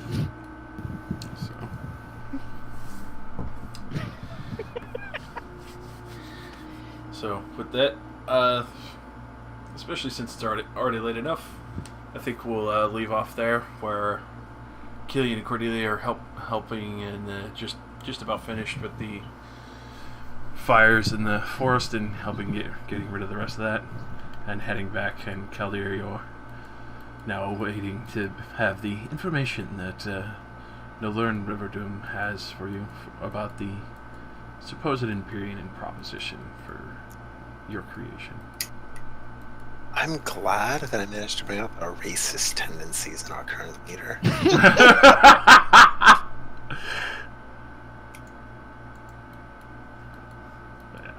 But also, on the side note of Cordelia, you also know that woman survived, but also probably might have a good idea of what they were doing. Yeah, well, that's why I wanted somewhere that the shield could keep an eye on. I went to go urinate right as you started talking to her. Is she like pretty much just like one of the savages who is helping keep guard? Well, For that, as far as you can tell, she seems to be the leader, that ex-Savage Guard. oh, okay, yeah. Let's not let her see that I blew them up. Let's just not.